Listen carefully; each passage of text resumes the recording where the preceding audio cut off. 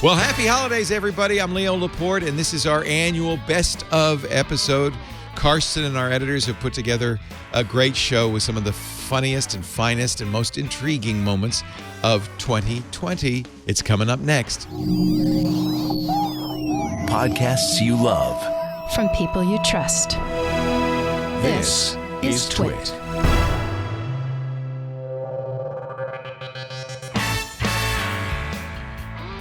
This is TWiT, This Week in Tech, episode 751 for December 29th, 2019, the year's best. This Week in Tech is brought to you by Health IQ. Health IQ uses science and data to secure lower life insurance rates for healthy people like you. To see if you qualify, go to healthiq.com/twit and take the Health IQ quiz. It could save up to 41% on your life insurance premiums compared to other providers.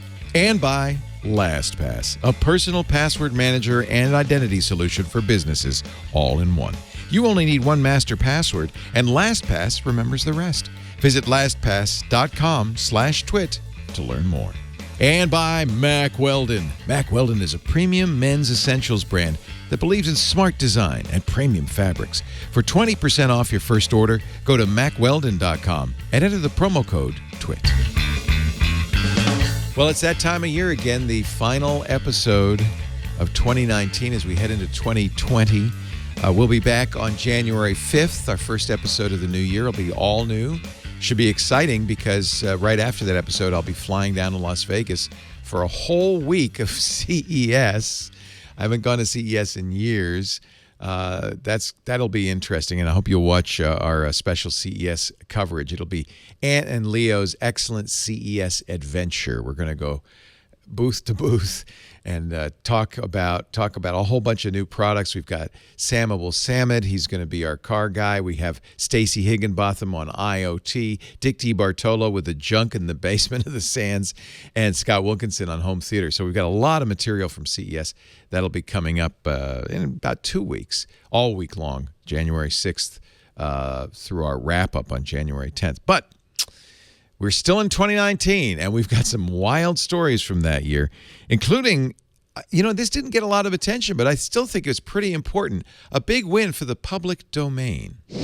So, as of a couple of days ago, a number of works from everything from 1923 became public domain. Oh my gosh! Like what falls inside that umbrella? I'm sorry, 1922. Yeah, the Great Gatsby. Yeah, Steamboat Willie would be included. Well, Steamboat Willie's 1924. So this is what will be interesting to watch. There is no Sonny Bono anymore to get the copyright extension law. That's what happened last time. There will only be one Sonny Bono. It's the first time in 21 Sonny years. Bono Memorial Ski Run. In 21 years, the first time that anything's gone into the public domain. In more than 2 decades. That's how significant this is. I'm with Alex on this because if you create something, fine, but give it 25 years and then it goes public domain.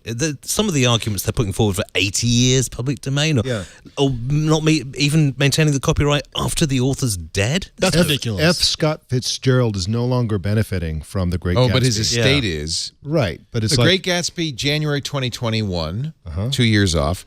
Rhapsody in Blue next January. Excellent. The Sun Also Rises in 2022, but the big one is going to be January 1st, 2024. That's when not only Steamboat Willie, but also Superman and Batman and Snow White. Oh, that's going to lead to an awful lot of good films. Well, this is the interesting thing. I mean, in the past, of course, Disney based their entire work on other people's work. Even, by the way, I should point out Steamboat Willie was stolen. True. But Grimm's Fairy Tales, public domain. They were able to make Cinderella and Snow White. But then they pulled the ladder up behind them, made it copyright. Exactly. And every time this has come up, they've got Congress to extend it. The last one was Sonny Bono's Copyright Term Extension Act in 1999. That added 20 years, keeping everything locked up until January 1st. So it is 1923 works are now coming into public domain. I'm probably in the minority, decades. But I'd love to see a blockbuster movie of The Great Gatsby starring Superman, Batman, and Snow White. I did not know where that was going. That would be a great opening party scene. I would watch that. By the way, I have to correct myself. Sonny Bono was already dead when the copyright extension term was passed. Okay. He died in 1998. So Congress, to honor him, I see. What an honor, too. Named the honoring a wife copyright beater. Such a different time in those days. It was a different time back in the 20th century. So this is interesting. Apparently, you can take some credit for this. Yeah. The internet takes some credit for this. The Motion Picture Association of America, the Recording Industry Association of America, the Authors Guild, all of whom have been ones to lobby for the extension in the past, gave up. It's not something we're pursuing, said the RIAA, because there's now a well-organized grassroots lobby against copyright extension. There are large business interests, Google, now on the anti-expansion side, also a wide popular movement they can tie it into. The internet activism. Yep. The netroots. Netroots. I think that's a good thing. This is why sites like TechDirt, they really keep tabs. Thank you, on Mike this stuff. Masnick. Yeah, really appreciate the work he does there. Super important acts of journalism that do lead to change in how we think about things. Because the RIAA is not notorious for its cuddliness, its politeness, and its willingness to give away profits. Yeah. But we're going to get some of our stuff back into our own culture that we made, and should be tied to commercial It was demands. interesting. The movie, the Motion Picture Ass of America, really did back down on this, and they were just like, we're not going to win. This is costing us too much. Also, it's costing them an awful lot in terms of legal fees and false positives. When the RIA did that big anti-piracy campaign, started suing people for downloading, they lost a ton of money on that. The only people that got rich on that were lawyers. He Jiankui did, in fact, China has confirmed, use CRISPR to gene edit babies. Those babies were born, and China says he forged ethical review papers, recruited 8 couples to participate in his experiment, resulting in 2 pregnancies.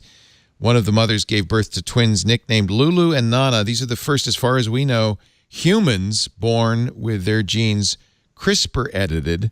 He had removed a gene that supposedly would give these children better resistance to HIV and other diseases, smallpox, I think. But the problem with CRISPR gene editing is the side effects are unknown. And while people have done this in the lab to rats and other things, this is the first time we know of that. And this was a big story. When we talked about this, it was unclear whether it had really happened. But now that we know it's really happened, I think this is a watershed moment. Yeah, CRISPR is likely to be one of the biggest breakthrough technologies of this century. When we get to the end of the century and we look back, like it is likely to be, one of the big ones.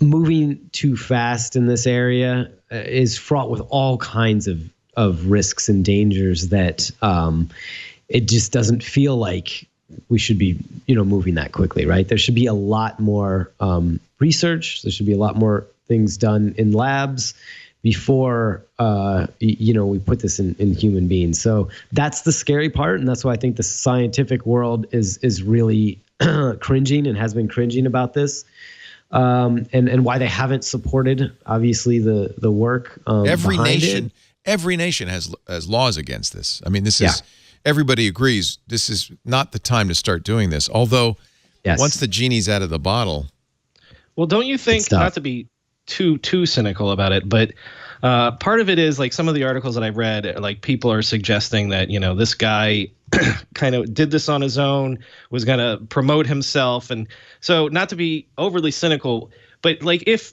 China was the first to make some sort of CRISPR breakthrough, I feel like that they would have gotten behind it and like look at how Chinese technology and medicine is so I'm wondering if the problem here is that this guy was sort of a lone wolf that was trying to be a little too promotional, because if he wasn't and there was real legitimate breakthroughs, I don't feel like China would be throwing him under the bus like this. Yeah. I'm not sure. He's disappeared from sight.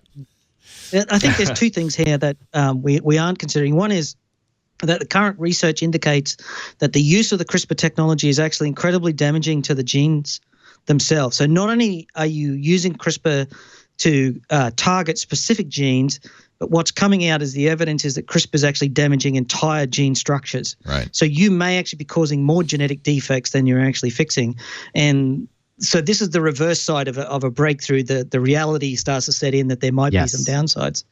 The children are not being identified by the Chinese government, but the Chinese government says we are going to monitor them because there is some concern about their long-term health. Well, there's a great Remember deal of when concern Dolly the sheep was the first cloned animal these cloned sheep died very quickly because it turned out not only were they cloning the sheep, they were cloning their biological clock. Yeah. So the senescence was actually cloned at the same time. Yeah. And I think the challenge here with the CRISPR stuff is they're actually attacking the germline.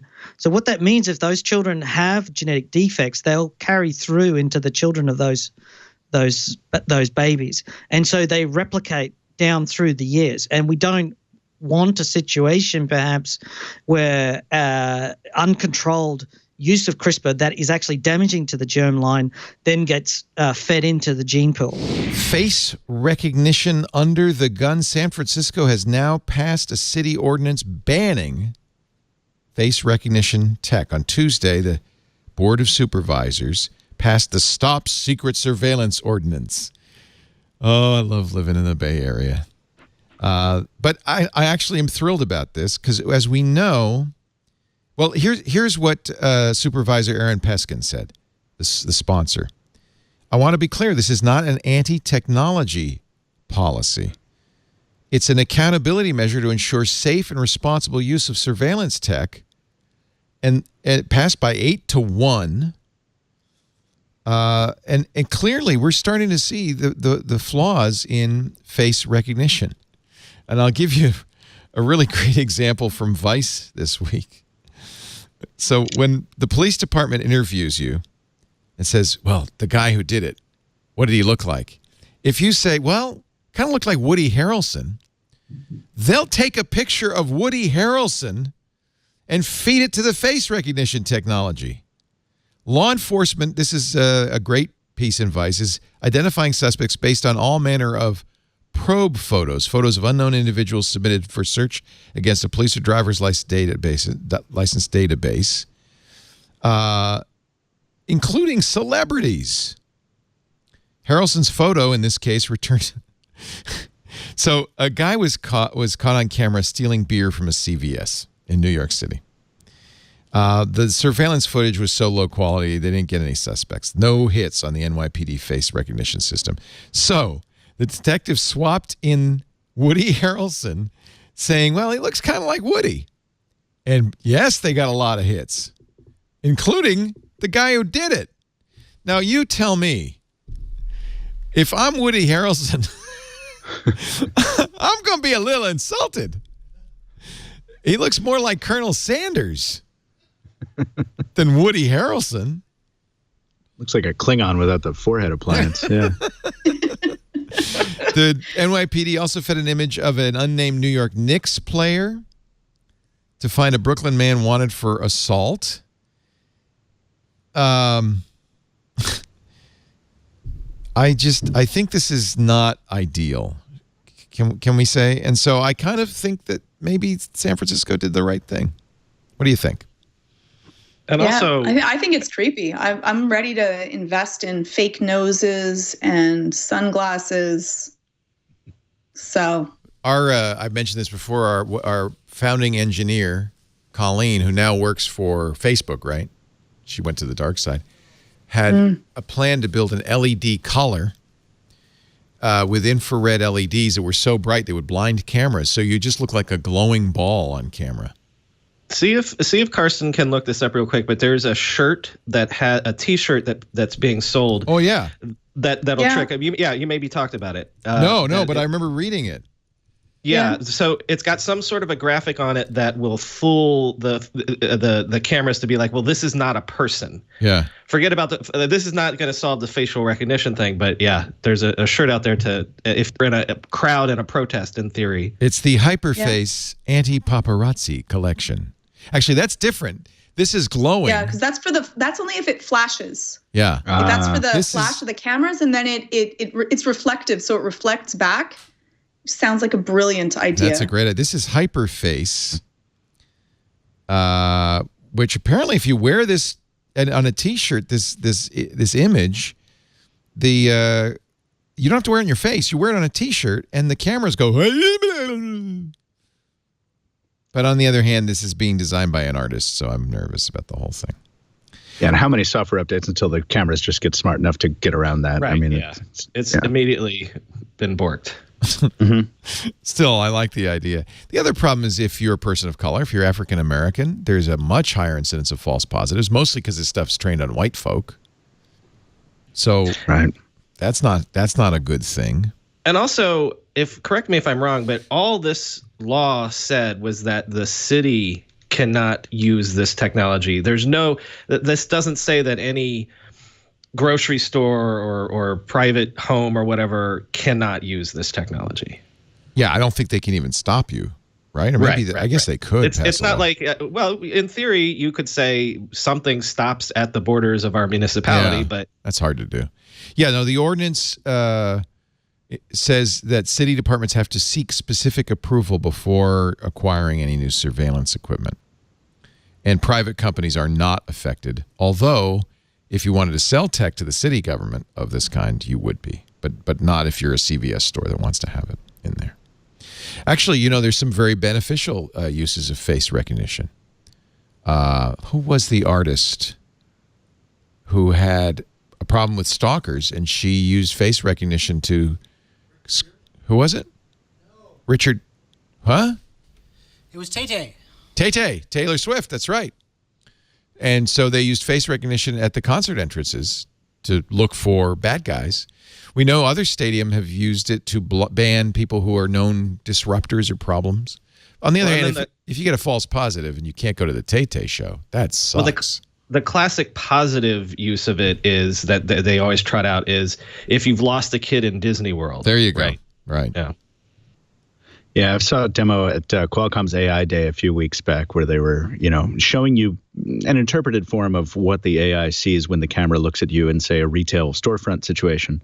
And, it's meant to do the catch shoplifters thing. Right. But the demo was calibrated to detect whether, to try and guess your apparent gender, and also your age.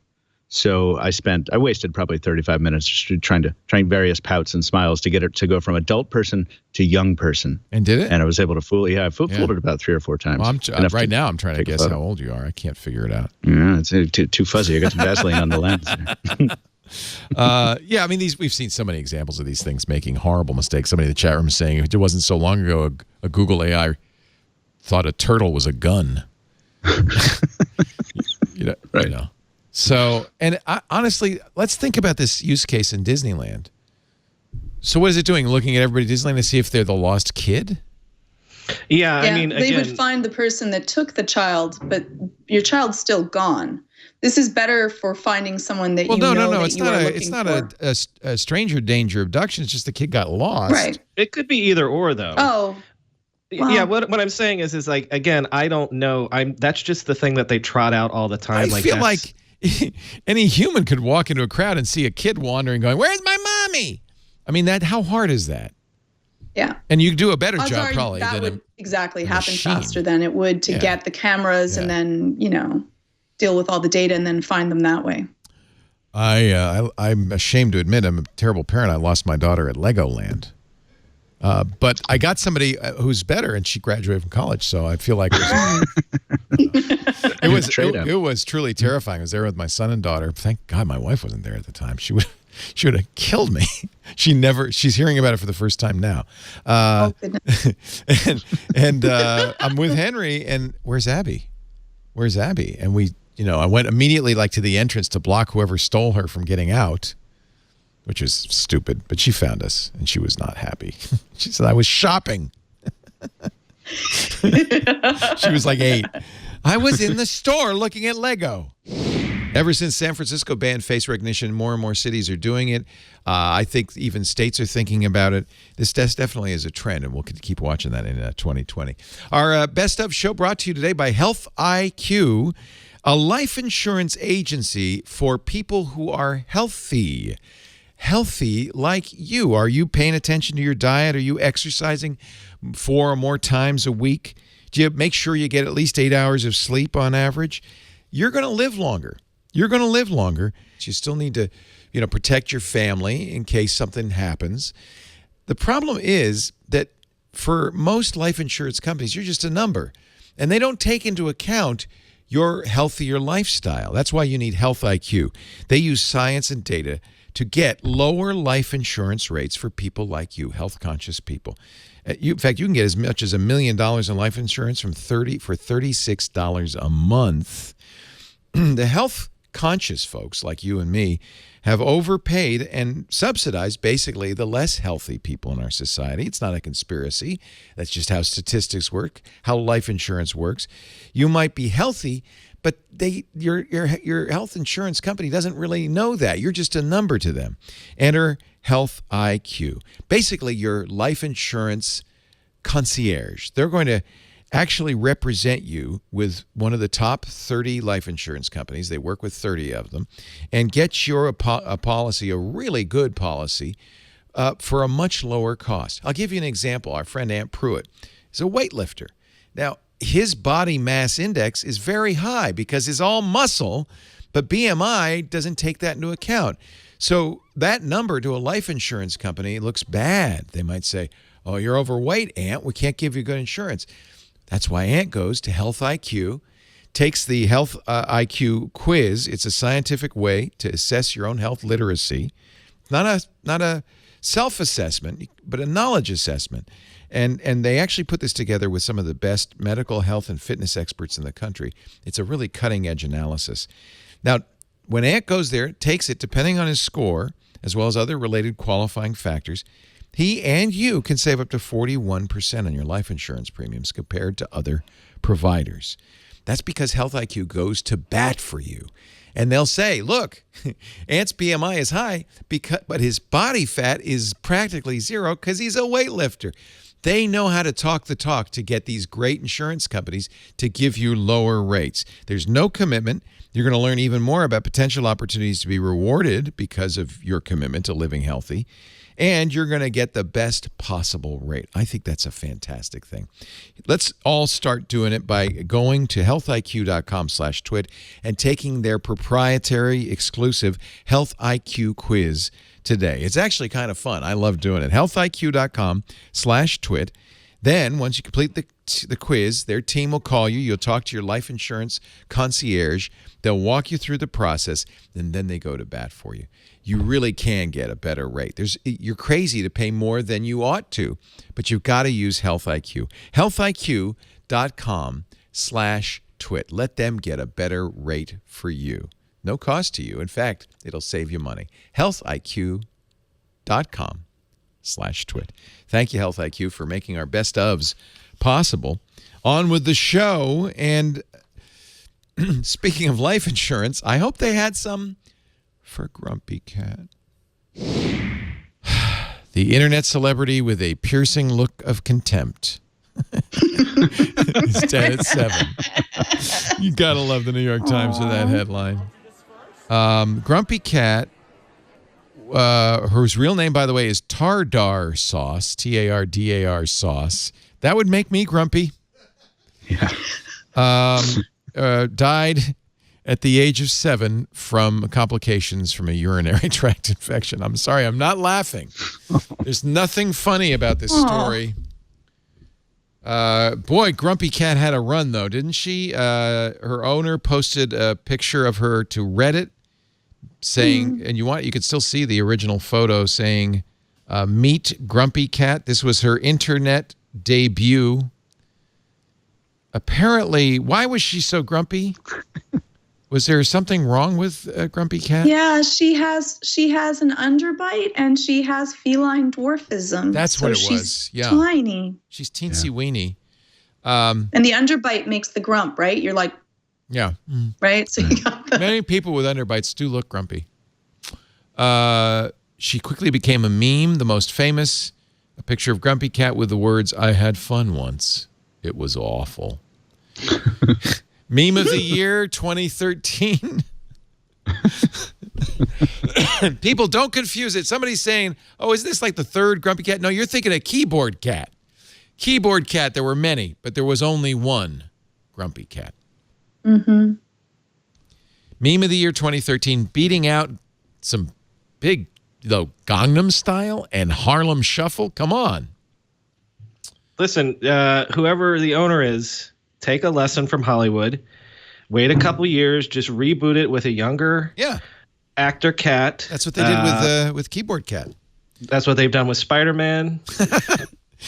And Toby's not even dead.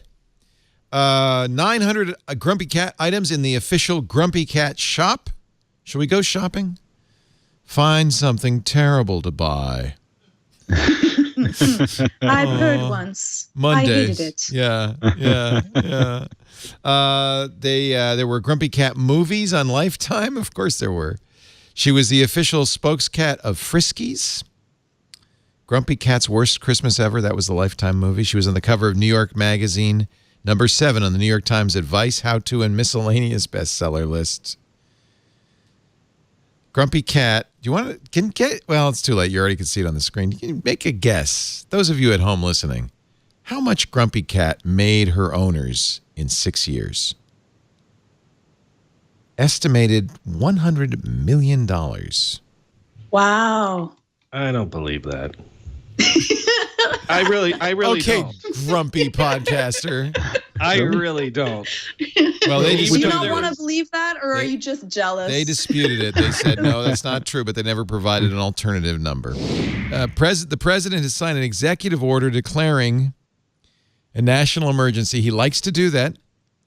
I don't know why it's a national emergency, but suddenly it is, prohibiting U.S. companies from using telecom services that are solely owned, controlled, or directed by a foreign adversary, which includes Huawei. Huawei's been in the spotlight since 2012, I think, when the Department of Commerce said, be careful with Huawei, ZTE, and Xiaomi. They're all Chinese companies. People have pointed to the ownership of Huawei. It seems no one can really be sure who owns it. Huawei says we're owned by our employees, but without much proof. And certainly, well, also in Huawei's case, the founder was in the People's Liberation Army. So yeah. the implication is that he still has ties to the PLA. And I think also that's part of the story too. So okay, I go ahead and finish the intro, and then I'll jump in. No. I think that's enough. I think we've been talking about this for a while.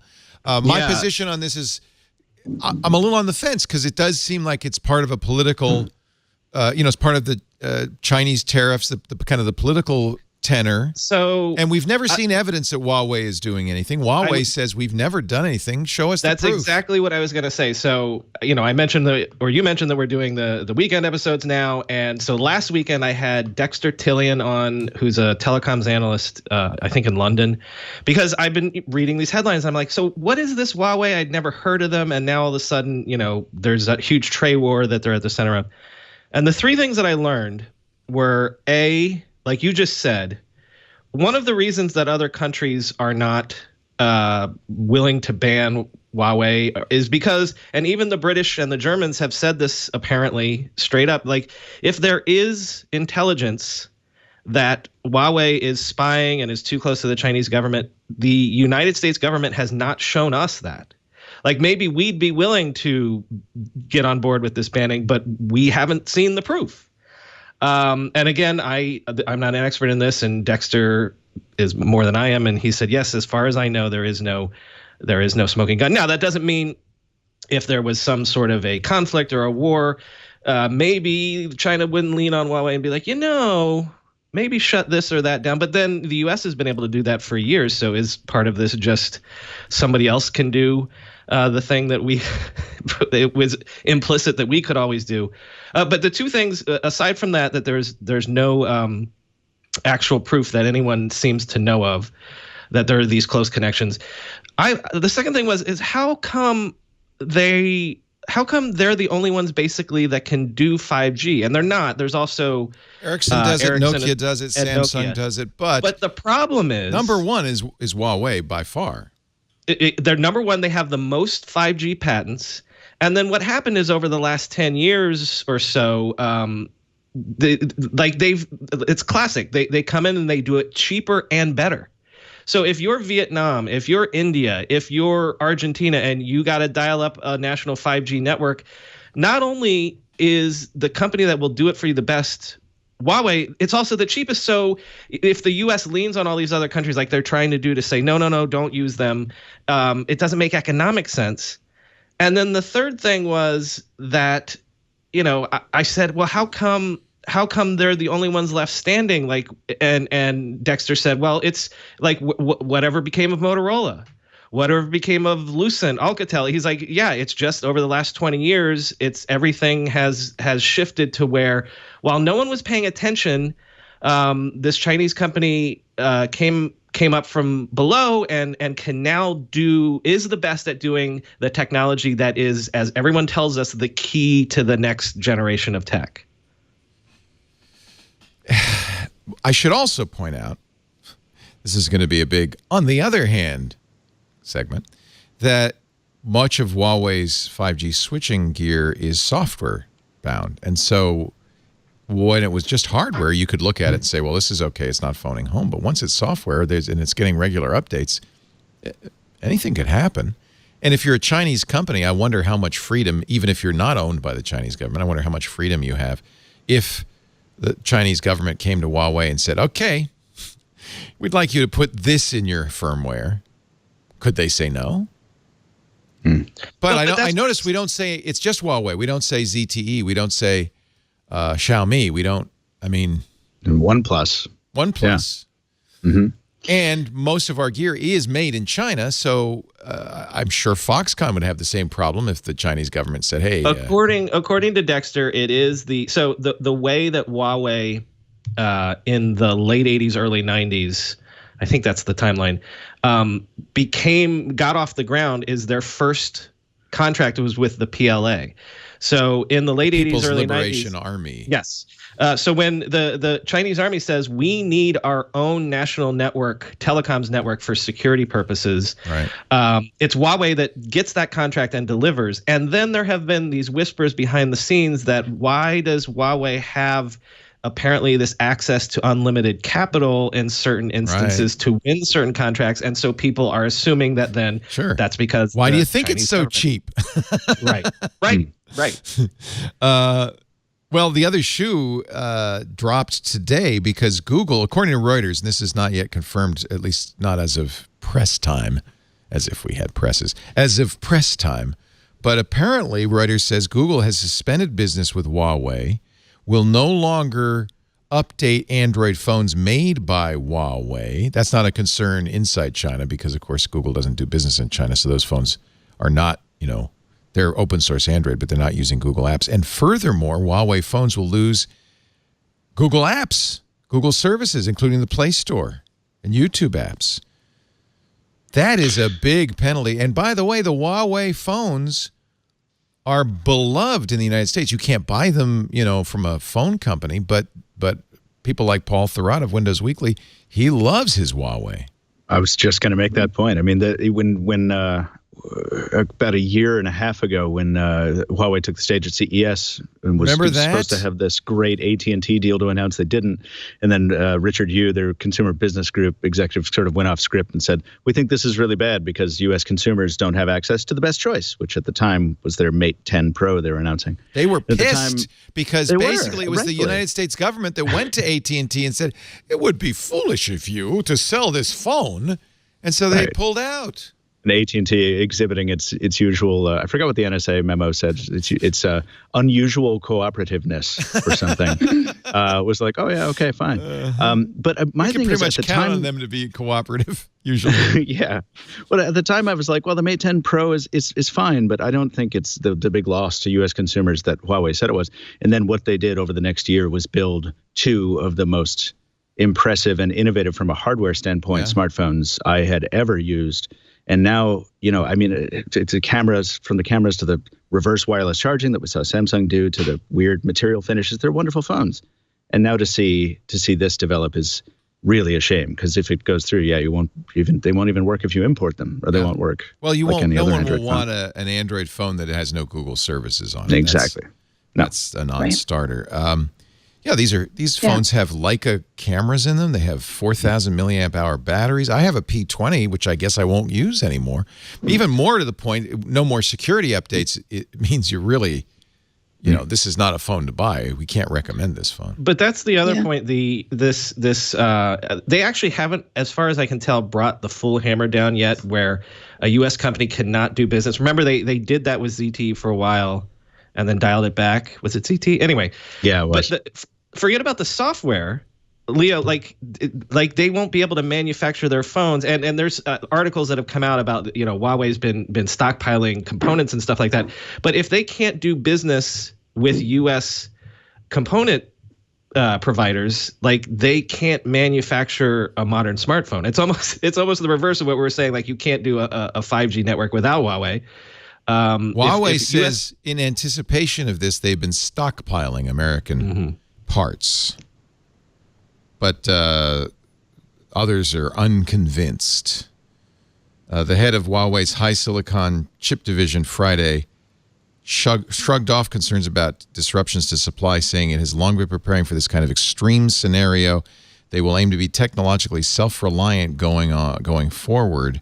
Industry experts say that's going to be a stretch. It's hard to... Isn't that funny? You if you ask somebody, what do you think the key components for the Huawei phone are? Where do they come from? You wouldn't say U.S., but that's what's different about the world today. It isn't just a Chinese phone. Nothing. Your car is not just a German car or a Japanese car. It's a global economy. A company you haven't heard of in a while, a company that made its kind of famous debut at South by some years ago, Foursquare. 10 years ago, actually. It's exactly almost 10. Today, yeah. Wow. Yeah. It took Austin by storm. It's taking Austin by something a little less than a storm this time with a new app called Hypertrending. But you got an interview with Dennis Crowley and saw something that I found bone-chilling, but we'll let you talk about all of that. So it's... I also hadn't thought about Foursquare maybe in a decade since it was Foursquare's heyday, but yeah, you could be forgiven for wondering whether Foursquare even still existed. But the Foursquare of today is this location data giant, rivaling the powers of Facebook and Google almost. Like you may not even think that you're a Foursquare user if you've never used the app, but chances are that you are. Foursquare's technology powers the geofilters in Snapchat, tag tweets on Twitter. It's in AccuWeather, Uber, Apple News, Airbnb, WeChat, most Samsung phones, the their photo app on Samsung. Swarm. And essentially, Swarm, all of Foursquare's native apps. And as Foursquare's website says, if it tells you where, it's probably built on Foursquare. And all of that amounts to that Foursquare has the capability to track most people with smartphones, track their locations in real time. And Hypertrending, which is a feature for Foursquare's apps that they rolled out at South by Southwest, it shows this live map of Austin that shows basically the locations of all the phones, all the people with smartphones in Austin in real time, albeit it's aggregated and anonymized a bit. So you just see like a big circle if there's a bunch of people at one coffee shop versus a small circle if there's only 2 or 3. But it's a real-time tracking service that speaks to the amount of data that Foursquare is collecting. And when I went to go meet with Crowley on Thursday, we were going to be talking about Hypertrending, but he ended up showing me this internal game kind of app that Foursquare had been developing just among its coworkers. And it essentially is kind of like Candyland, but an app. And except for the cards that you draw, in Candyland, you get cards in order to like move along the little row, the rainbow row. Except for the cards in this app are based on real people's location data and where they are really going. So he had pulled up his phone when we were meeting, and it was like, okay, well, the Candyland that he had was based on New York City. And so he's like, okay, well, I need to move to the Manhattan Bar Square next. So if I go look at whoever is in like proximity to my phone based on who has who Foursquare has data on. I can see that there's one person who spends a lot of time at Midtown bars, so I'm going to add him to my team. And next time this person in the real world goes to a Midtown bar and Foursquare tracks him, I'll move it forward in the game, which is just insane that this company has that sort of technology. I kind of blame myself because when Foursquare launched 10 years ago, I jumped on it. I thought this is fun, and I would fight to be mayor of TWiT with my wife or mayor of our local coffee shop. And then they pivoted to Swarm, which was basically the same thing. Foursquare became an app that would tell you about places, but Swarm was where you checked in, and I used that for a while. I think Lisa still does. I think she's in a battle with one of our engineers to be mayor of the TWiT studios. But I stopped because I thought, that's, you've got to be mayor. It was kind of silly.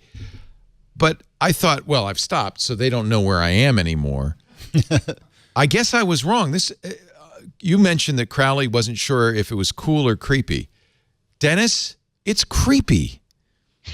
It's creepy. Yeah. I'll read from your article. Downstairs in the cafeteria, there are 40 people, Crowley says. He's looking at a coffee company, a real cafe on the first floor of the building they're in. 40 people. Mm-hmm. These are people that are actually there. We don't put their names. We just put their unique advertising ID.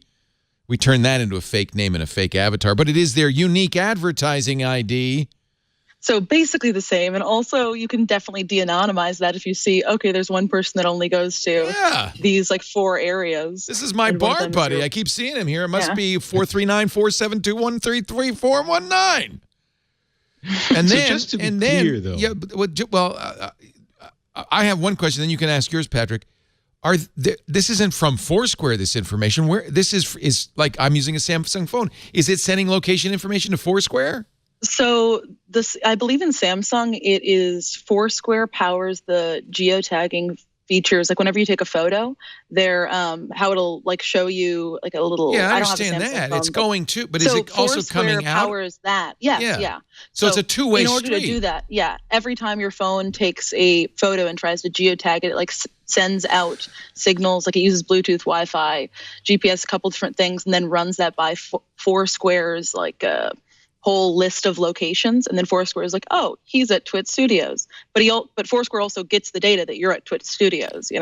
That's the part that's weird. And we're going to have a similar. I didn't sign up for this. Yeah. And remember, Verizon got in a little bit of heat because they were sending unique IDs from their Verizon phones. They even got fined for that. Remember how much trouble Uber got in because they had a God mode that did the same thing, but only with Uber.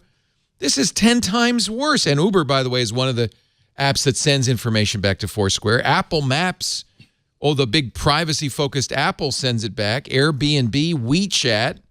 Basically any app or thing that uses location services that isn't connected directly to Facebook or Google is probably powered by Foursquare because they have the most advanced, I guess, location technology when it comes to like pinpointing where you are. But that's the back end of location services for Foursquare, who just happens to be very popular and so has location data on a lot of people in the same way that Facebook or Google, for example, has a lot of data on a lot of people. The thing that they're showing now, the hyperlocal app or mode or whatever they want to call it, is completely anonymized, right? If we want to believe them, this is just an application of all the location data they already have and that many other people also have. This is real-time data, Patrick, not coming from the Foursquare Swarm app. This is coming from all those other apps. I understand. So it's the location services that are used by many different apps and devices. Google could do the same thing, right? Because they get that information. Google does on the same with Waze, basically. Yeah, that's my point. But I mean, I think that I think the difference is that most people probably don't realize that when you're using Uber or TripAdvisor or something, or having AccuWeather alerts turned on the back of your phone, that you're one, consenting to give your data to these apps, but also consenting for it to be used in the future to create some hyper trending app. Or the thing that I find the most worrying is that when I was speaking to Crowley, he was saying that hyper trending, it's going to turn off after South by Southwest, but the reason why they're demoing it there is for developers to be like, oh, we could use it in this way or build this app off of it going forward. And so this same information that you didn't really consent to be used in this way, even though I suppose you technically did, could be used for any number of other apps. The thing that concerns me is let Patrick finish. Then go ahead. Very quickly. I can't believe I'm going to defend this, but just to explain exactly what he's trying to do with this long post, he's saying we can basically build a catalog of the popular places in this city at South by Southwest. And we're doing it now, showing it. We think it's cool or creepy. He acknowledges the creepy factor. And we're turning it off because we think there is something interesting here. And we want people to start thinking about these things and to kind of, think about the uses and the guidelines and all of this. So the announcement here is the use of location data that, sure, we might have not realized that they had so much of it, but we know Google has a lot of it. We know Facebook has a lot of it. It's not that different. The big new thing here is, I guess, two things. First, Foursquare also has a lot of location data like the others, and they built this application with that hyper trending mode, which again, is anonymized and only shows the popular places in the city. So it's a way to see which locations and stores and restaurants are popular in a way that you couldn't before. So I don't know that there's something, I don't want to say new, but I don't know that it's that different from what Facebook or Google can already do. I'm not sure why it's that creepy, if I want to play a little bit of devil's advocate. Well, here's the case on the other side. First of all, I think that they should release that game to the public, because I think that'd be a great consciousness-raising exercise for people to see that this is real people, this is what they know. And because right now people just don't get it. The other point that I think is the bigger point is that the phone in your pocket, we all have a phone on us right now, all of us, everyone in this building and everyone in the world. And Google is tracking everywhere you go. Facebook is tracking everywhere you go. The carrier is tracking and selling that information everywhere you go. Many of the apps on your phone are doing it, most of them sending it to Foursquare. How secure is that communications medium? The point is that it's not just somebody is tracking. Lots of people are tracking you, and we have no access or knowledge about how secure it is, how hackable it is, whether the Chinese government is tracking, is tapping into this information, whether it's being sold, whether it's not being sold. What I do know is that it's all for the purpose of commerce and advertising, and the advertising still sucks. It's not accurate in terms of... that nobody's getting any benefit from it is what you're saying. Yeah. So it would be okay if somebody were making money on this. Or they were showing me products I wanted to buy. That would be great. Yeah, if I were getting some benefit. Yeah, because that's the common defense is like, then you're able to have ads that people actually want to see, which I don't think anybody is thinking, wow, my ads are great now. I'm so happy that I'm seeing so many relevant ads. Google could do this if they, for instance, if Niantic turned on in Pokemon Go or Ingress turned on a map that showed you all the other players and where they are in the city. And it would be such an eye-opener. I think these companies know very, very well, and maybe Dens does, maybe that's his reason for doing this, that there would be a hue and cry. Right now, nobody but the geeks at South by and the few people who listen to the show know about it, and read your Wired piece, but that's not the massive general population. I think if the general population, I think if Elizabeth Warren saw this, and she'd flip her lid. And I could give you a nightmare scenario, Patrick, so it's anonymized, right? It's just an ID. It's not. So I'm a Russian spy, and I want to keep track of an NSA agent. I just hang out in a bar until that agent that I want to keep track of, because I have his picture, shows up, and then I can start tracking his hyper-trending presence on Foursquare. Maybe it's not public. Maybe I have to buy the service.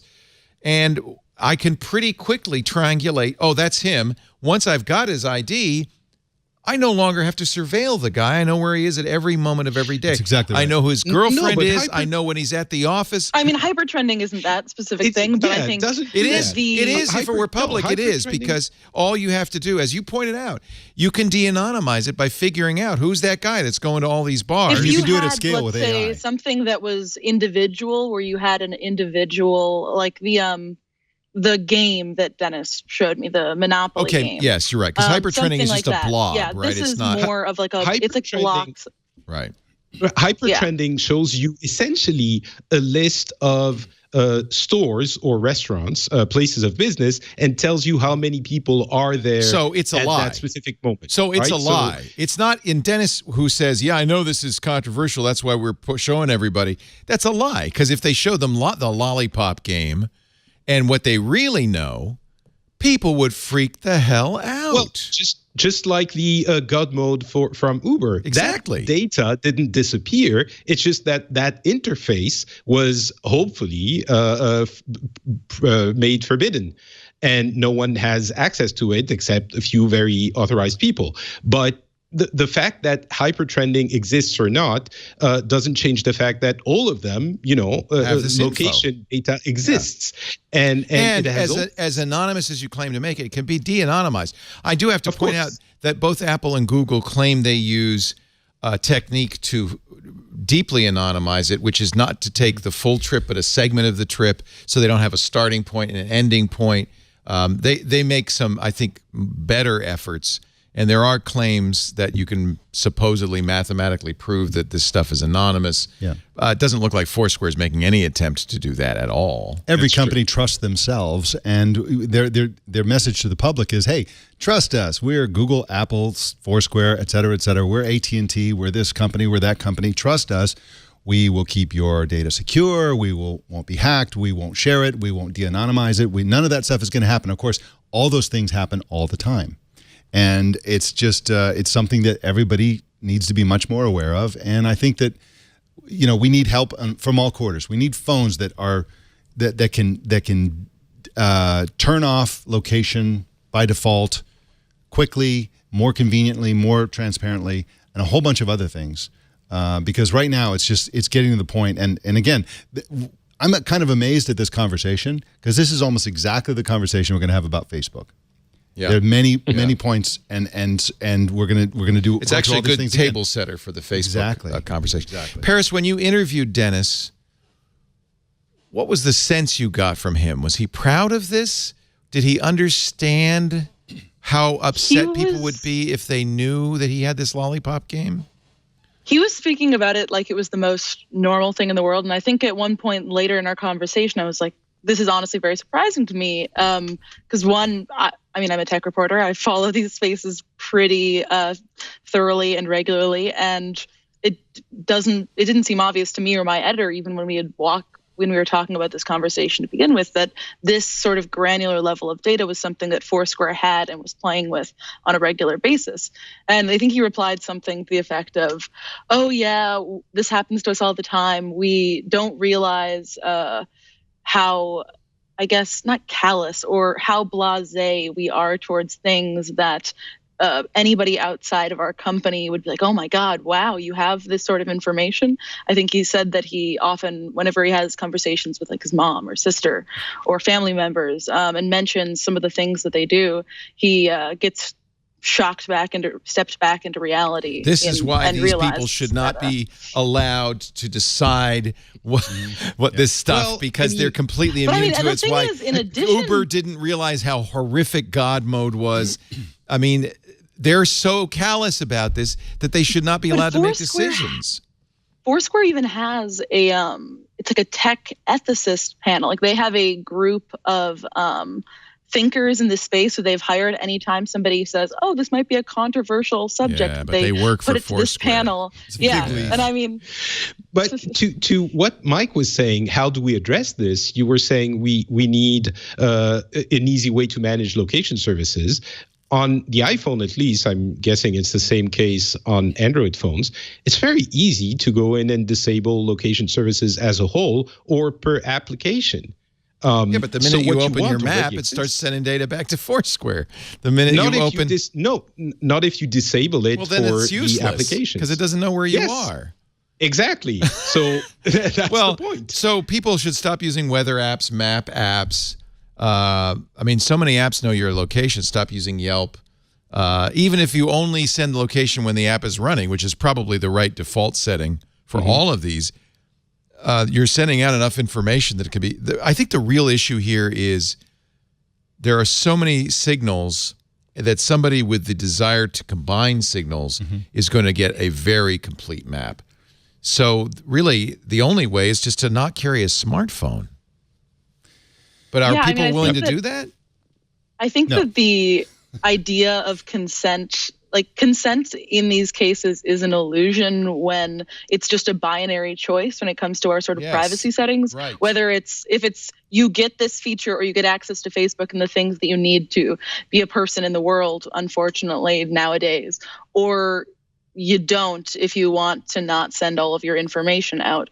And even in the cases of, okay, let's say you turn off location services for one thing and you only use it for 1 second to order your Uber, you're still sending out just more.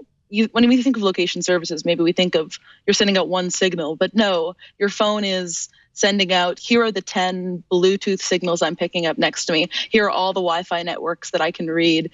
They're using GPS, GSM, and all of that's going to Foursquare or Google or whoever, who is then going to check that against their range of locations to be like, oh, Paris is at World Trade Center. I'm going to send her Uber there. Just to flesh out what Patrick was saying, the situation with user control of location data apps is getting better, and I know on Android it's constantly saying, "Hey, this app is using your location. Is that okay?" And you can just right there choose iOS yes or no. does that, not Android. Does Android do that? Android does that too. Oh, okay. So they both do it. iOS They both made improvements, but the problem is that, like you mentioned, Uber. The way it really should work is at the point when you're ready to order an Uber, you should have an explicit option to turn on location for the Uber app, and say, okay, I'm going to turn this on until my car comes, and then it goes off automatically or something like that. That would be the user advocacy default. But it's actually the industry advocacy default, which is that the Uber is tracking you all the time. And you have to actively say no. Yeah, and you have to. But in addition to that, you should be able to say, okay, if I want to share my data and location data for that one moment to Uber, I can only consent to it being used for things relating to my key. Uber ride. There you go, bingo. And that it can't be used that's very true. for any other services, or it can't be shared with advertisers. It can't be used to be a hyper trending map. Don't put the burden on the user. Put the burden on these companies not to aggregate and share this data, because that's what's wrong. Yeah. Why is it sent to Foursquare in the first place, I guess, is a good question. So do we need legislation? That's where I'm going to lose all of you. I used to use Foursquare all the time. In fact, for a long time, I was the mayor of the TWiT East Side Studios. But I gave it up when I learned what Foursquare was doing with that data.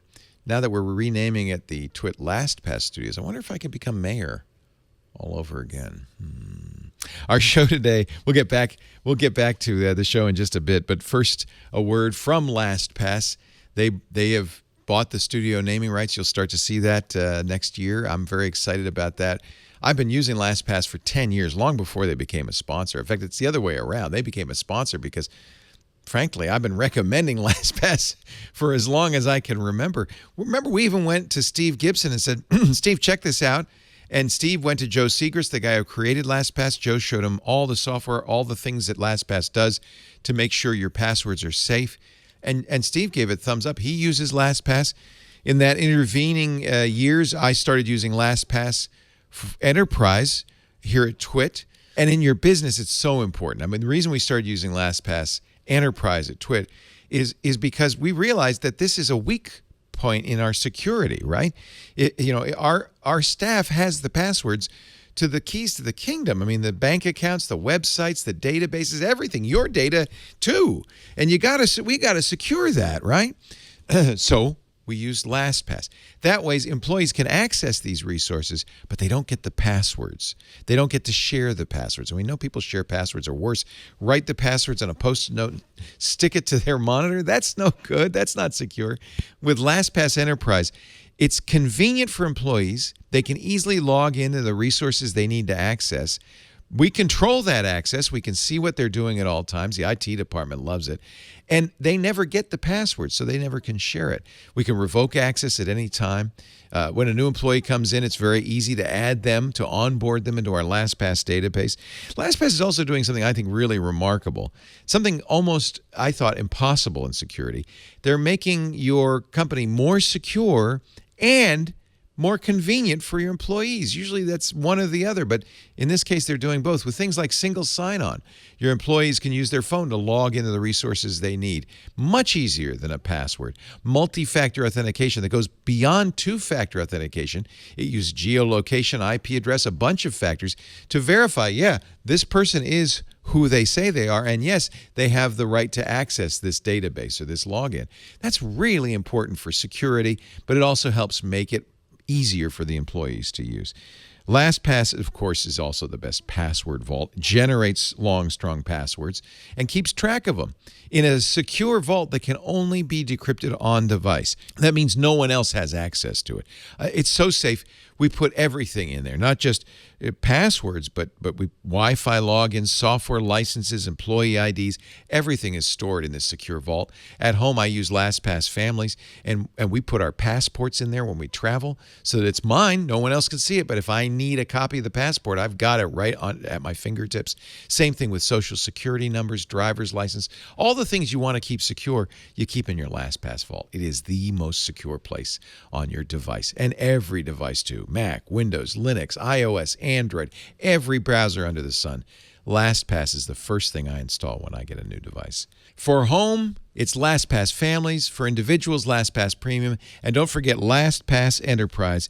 Their expanded business lineup has features that will improve security across your company, give you and your IT department a much better window into what's going on, and make it easier for your users. It's amazing. LastPass.com/twit. Find out how they can help you. LastPass.com/twit. And LastPass, I got to thank you for making our life easier and more secure and for supporting our best of episodes. Thank you, LastPass. And now, back to TWiT. Let's see. We just talked about Foursquare. You know, I get a lot of email from people saying, I don't want you to talk about politics on TWiT. But really, TWiT is more than just a gadget show. When politics and tech intersect, we need to talk about it. And here's a perfect example. One of the Democratic candidates for president this year wants to break up Google, Facebook, even Apple. Elizabeth Warren, one of the front runners, certainly she has the name recognition, wrote a post on Medium. Well, it says Team Warren, but it's by Elizabeth Warren. Here's how we can break up big tech. 25 years ago, Facebook, Google, and Amazon didn't exist. Now they're among the most valuable and well-known companies in the world. It's a great story, but also one that highlights why the government must break up monopolies and promote competitive markets. Aren't we glad, she writes, that we now have the option of using Google instead of being stuck with Bing? Yes. But today's big tech companies have too much power over our economy, our society, our democracy, and then the process. And I think this is maybe her most important point. They've hurt small businesses and stifled innovation. So she says her administration will make big structural changes to the tech sector to promote competition, including breaking up Amazon, Facebook, and Google. And in a conversation with Nilay Patel later this week, she said, and I'm going to put Apple in there as well. You can read the arguments. I think a lot of people will have a visceral reaction to this. I underlined an important part of this, as did John Patel. These companies would be prohibited from owning, and this is something I've actually always complained about with Google, owning both the platform utility and any participants on that platform. It's always bothered me that YouTube was owned by Google. Yeah. And that YouTube results always showed up very high. There's even a bar of YouTube results on Google searches. Platform utilities, she writes, would be required to meet a standard of fair, reasonable, and non-discriminatory dealing with users. That's FRAND. That's a little different. That's a patent dogma. Platform utilities would not be allowed to transfer or share data with third parties. I like that. So let's start with you, Paris. Regardless of your political bent, is this viable? Is this doable? I think that this is viable, and I think it's incredibly necessary, especially I think if we're coming from a platform and e-commerce perspective. Sure, people think about Amazon as an e-commerce company, and really Amazon is so much more than that. I don't think most people realize the breadth of Amazon as a company and the things that it touches. But I suppose if we're going to just look from the e-commerce niche, Amazon's a great example of why this is necessary, in the fact that if you go search something on Amazon, and probably something in the first three top results is going to be a product from Amazon, either an Amazon Basics. Like, let's say we search for charging cables for your iPhone. You're probably going to have an Amazon Basics cable pop up, or if not that, Amazon has hundreds of private label brands, something that doesn't seem like it's being sold by Amazon, but is manufactured, shipped, and fulfilled by Amazon. And how the company does this is, since it owns the platform, it realizes, hey, a lot of people are looking for iPhone chargers or dog hats or whatever. We don't sell dog hats. We're going to make an Amazon labeled dog hat so that we get both in addition to the commission we'd normally make off a third-party dog hat being bought, we get the entire price of it. We get the entire revenue from that. And Amazon has the power to direct consumers towards its goods and to sync its competitors down in the search page to page 2, which means no one will see it, much less if it was at page 15. And this sort of power is something that has serious consequences for small businesses and innovators, because why would you, if you're an entrepreneur or a small business, why would you invest resources into trying to figure out the next hot product that people are going to be buying online? Because you're going to have to go through Amazon, and the minute your product ends up succeeding, Amazon is probably going to copy it and then push you back to the second or third page, or push you down to search result 5, and you won't be making any money anymore. Talks about the predatory practices Amazon will use, as with diapers.com, where a company comes along, I think it was a former Amazon employee, said, I know, I'll focus on diapers. Amazon immediately undercuts him, kills his business, and then buys it. Right. Zappos. And Amazon's done with this hundreds of companies. Recently, me and my colleague, Louise Matsakis, at the end of last year, we tried to put together a list of all the different companies that Amazon owned. And it was one of the hardest things that we have ever done, because it's absolutely unreal, the hundreds and hundreds of companies that are Amazon.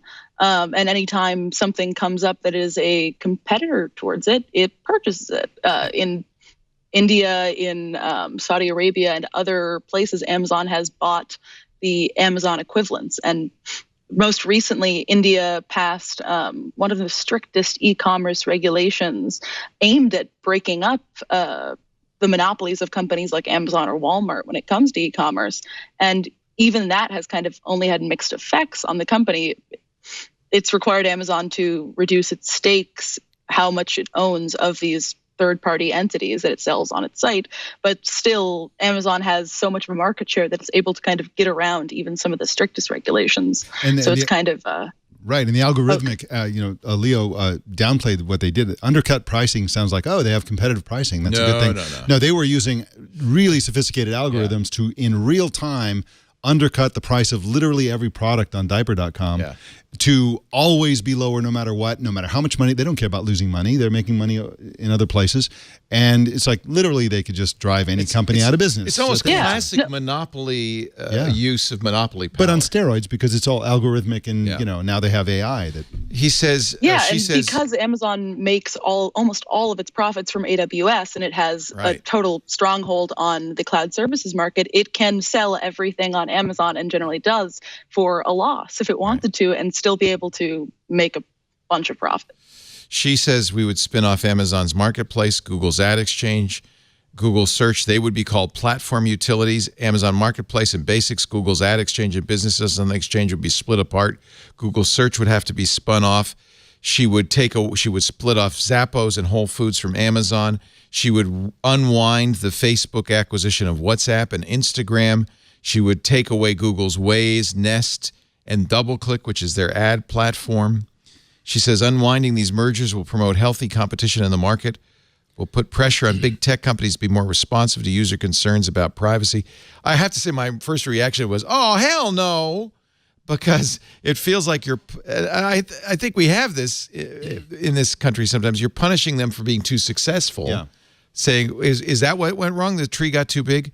But I have to say, the arguments you just gave, Paris, are a really perfect example of why it's not good for society if a company owns too much and gets too big. But it's worse than that because, as Paris was alluding, the problem is that our laws are based on a world where, okay, so there's a company and you buy products from them, and if they get too big, and then you can break them up, and then it's a one-to-one relationship between the customer and the company. In this case, there's no pressure that the public can put on Amazon when they don't even know that the companies they're buying from are Amazon, when they don't understand that the profits they make from AWS are enabling them to lose money on all kinds of markets until they crush it, in which case at which point in time they raise prices. There was a study done where they did this in certain narrow academic markets for books, where they basically undercut these books and to the point the publishers that they were competing with,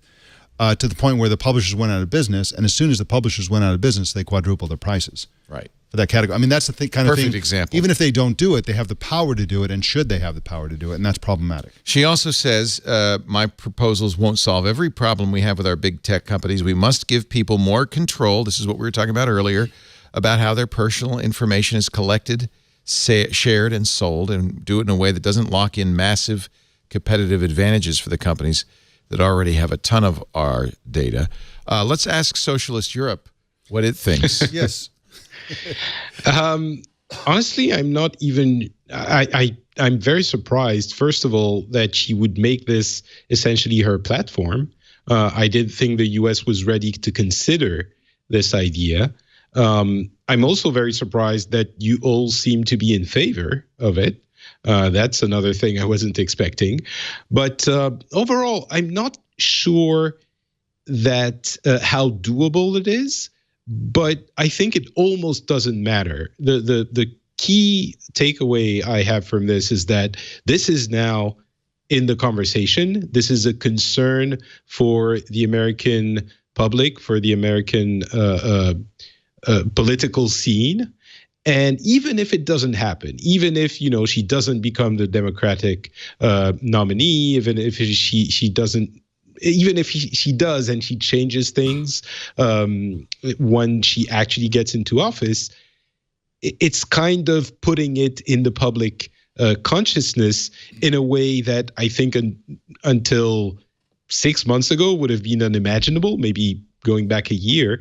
And until she actually put it in that Medium post, I don't think people would have think was possible. So I was shocked. Creating that conversation. Yeah. It's a great point. So many Overton windows are being shattered in American political discourse. That? The Overton window is the range of topics that is socially acceptable to even raise and question. Yeah. And a few years ago you couldn't even suggest something like this. Right. But now everybody's taking it seriously. And the chances that Elizabeth Warren will become president in 2020, I don't know what the chances are, but it almost doesn't matter because they're building a Democratic Party platform. So even it might end up on the platform. Exactly. Does it help them or does it hurt them? I think it helps them because I think America in the majority supports an idea like this. I think that's probably true. What Americans are not thinking a lot about, on the other hand, just to play devil's advocacy, I mean, personally, I agree with Patrick in the sense that I don't care. Like if they break up Facebook and some of our other and Google and some of our beloved companies, Apple, et cetera, a lot of people's instinctive reactions say, I love the products, I love this company, I don't want them to be harmed. But it's gonna if there were 3 Apples, that wouldn't be terrible, and all the shareholders would now be the owners of 3. It actually could create more value. I mean, Alphabet did it voluntarily, sort of. But the larger implication is that these companies are global giants. I mean, Facebook, Google, Amazon's becoming a global giant. Apple is obviously a global giant. Somebody's going to be a global giant. And if we dismantle the American global giants, then the Chinese global giants are going to become the new global giants. And we got to think about whether we want that. And I wish Europe would step up in terms of, there's so much technology in Europe, but the funding and other cultural aspects of the startup culture aren't happening. So where's the French Google? Where's the German Facebook? Where is the why isn't there? I mean, there is a French search ourselves engine. We ask ourselves that question all the time. I think there's I have no idea what I'm talking about, but I think there is a lot of market size that is problematic in Europe. Even though we try to create a single market, and we have in many ways, the language barrier is one thing. Then even with the harmonization of laws, there are still variations with different parts of the EU. In the US and in China, you can start your business and immediately have access to, 250 million customers. It's a little bit more complicated for us. So I think that plays into it. I also think, as much as it pains me to say it, our tax regimen, or however you want to call it, is maybe a little bit less friendly to aggressive entrepreneurship. That's possible.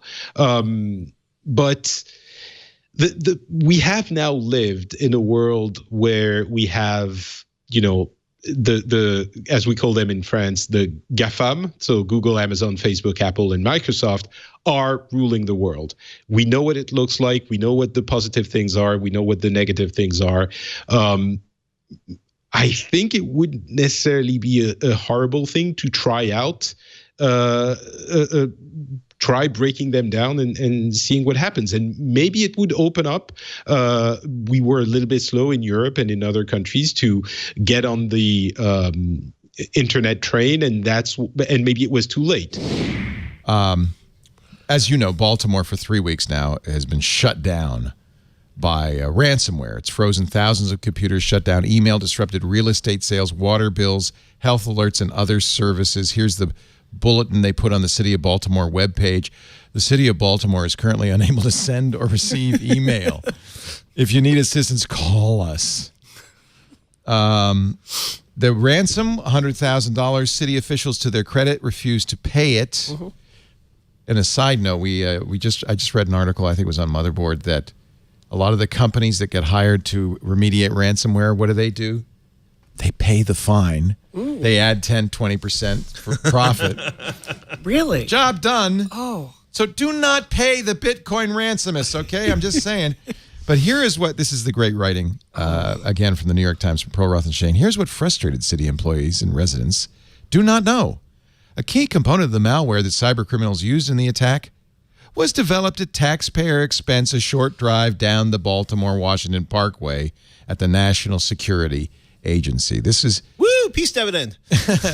This is Eternal Blue. You remember the Shadow Brokers leak of a bunch of NSA exploits some years ago? NSA never really explained how it happened, although if you piece it together, it sounded like an NSA contractor decided to take those files home with him. So not so he could steal them, but so he could work at home. He was running a Kaspersky antivirus on his machine. One of the things Kaspersky does is quarantine threats. Whether intentionally or not, Kaspersky recognized that the guy had a bunch of really good hacks on his machine, so they quarantined him and sent him back to the home office, which happens to be in Moscow. The Russian secret police apparently have people working at Kaspersky. It's unknown how close Kaspersky is to the Russian secret police, but they certainly have access to those quarantine files, and the rest is history. The thing I said on the radio show today, and I think this, and I wanted regular people here, not geeks, is this is the problem. The NSA, the top spy agency in the United States, the most security focused, these guys really know their stuff, couldn't keep this stuff internal for long. And you want us to put backdoors in all the encryption. Thank you. Right? Right. If you can't keep these secrets, are you going to keep the backdoor secret? You can't. Well, you couldn't even if you didn't. So what that means is any weakness you put in any software is eventually going to be used by bad guys against the United States. And this is, Leo, this is where I really want to give Microsoft credit, because they really took a risk in moving forward, and they came out. We should say Eternal Blue is an SMB exploit that takes advantage of an old version of SMB, Microsoft's file sharing. Sure, technology. Absolutely. But their legal team has come forward, and they've had a lot to say about the NSA stockpiling zero-day weapons, and talking about how we need to have a national ban on them doing that. Because what happens is these 0 days are out there, it prevents people from patching it, and rather than kind of using this for cyber warfare and being able to use it to get their own way, we should have them working proactively with Microsoft, with other architecture to plug these holes and address it, because it's exactly as you said, it's just going to get weaponized against the American people. From the same article, Eternal Blue, the SMB exploit that allowed these malware programs to be wormable, so that it's one thing if you get one computer in the Baltimore city government with ransomware, but what happens is uses Eternal Blue to worm its way to all the computers. Yeah. Eternal Blue was so valuable, former NSA employees said, that the agency never seriously considered alerting Microsoft about the vulnerabilities and held on to it for more than 5 years before the breach forced its hand. The breach was 2 years ago. So for 7 years, that SMB1 flaws existed. Right. So, but Brianna, let me please counter you though. Clearly, national warfare struggles, espionage is all going to become cyber-based, right? Absolutely. That's where we're headed. Right. If our NSA our NSA is not allowed to develop tools to do cyber warfare, then aren't we tying both hands behind our back? I think it's a good argument for that. Have you read Countdown to Zero Day about Stuxnet Source? It's a great book. It's a fantastic book, and I won't go into all the details, but I will say the technical wizardry that they used to basically shut down the centrifuges in Iran, it was brilliant. It's certainly that kind of cyber warfare is going to... No lives were lost, but it shut down their nuclear kind capability. Of an optimal solution, but there was a lot of collateral damage because this worm was spread all over the world. So, look, By the way, if you fire up a Windows machine that is not patched for Stuxnet, you will get it. Yes, because it's endemic on the net. It's just constantly out there. Right. Absolutely. So this isn't all or nothing, Leo, right? We live in a dangerous world. We do need to take this seriously. But in this particular case, the NSA was unable to keep this safe. And I would invite you to... They kept it safe for 5 years until somebody who deserves to get the "There is no patch for human stupidity" T-shirt decided to do work from home. Fair point. If you're working at the NSA, you don't take... I'm pretty sure. I mean, I could be wrong. Rules may have changed. I don't know anybody at the NSA that well, but I got to spend a couple, a day with the NSA. They have some pretty... They're uptight smart people. They're really uptight. And they have rules in place, and I'm pretty sure... those rules didn't stop Edward Snowden, and then several years later did not stop... Well, there is no patch for humans. That could be the short version. Right. Until the government is not run by humans, I think we got a problem. I feel like we're not going to give up developing these tools. Right. But I think there is an analog here, and that is biologic weapons. So there is also a lot of incentive for governments to create biological weapons. But we have I don't know if it's Geneva Convention, but we have an agreement among governments that they won't do it. And the reason is these pathogens that probably do exist in labs, I'm thinking, should they get out, would wipe out the population of the country. Right. So there are restrictions on this kind of warfare. Maybe we need... Is it even possible to get people like Iran, Saudi Arabia, North Korea, China, Russia to agree to some sort of cyber moratorium? I think if you're talking to people at the NSA, if you're talking to InfoSec experts, they are talking about this. The United States cannot go it alone and solve these kinds of problems. If we're talking about truly... we would be unilaterally disarming if we did. Exactly. So we've got to do exactly what you're talking about. Form alliances with other nations, We're form so standards. good at that right now. Well, it's not great, but we can change that. We can change that.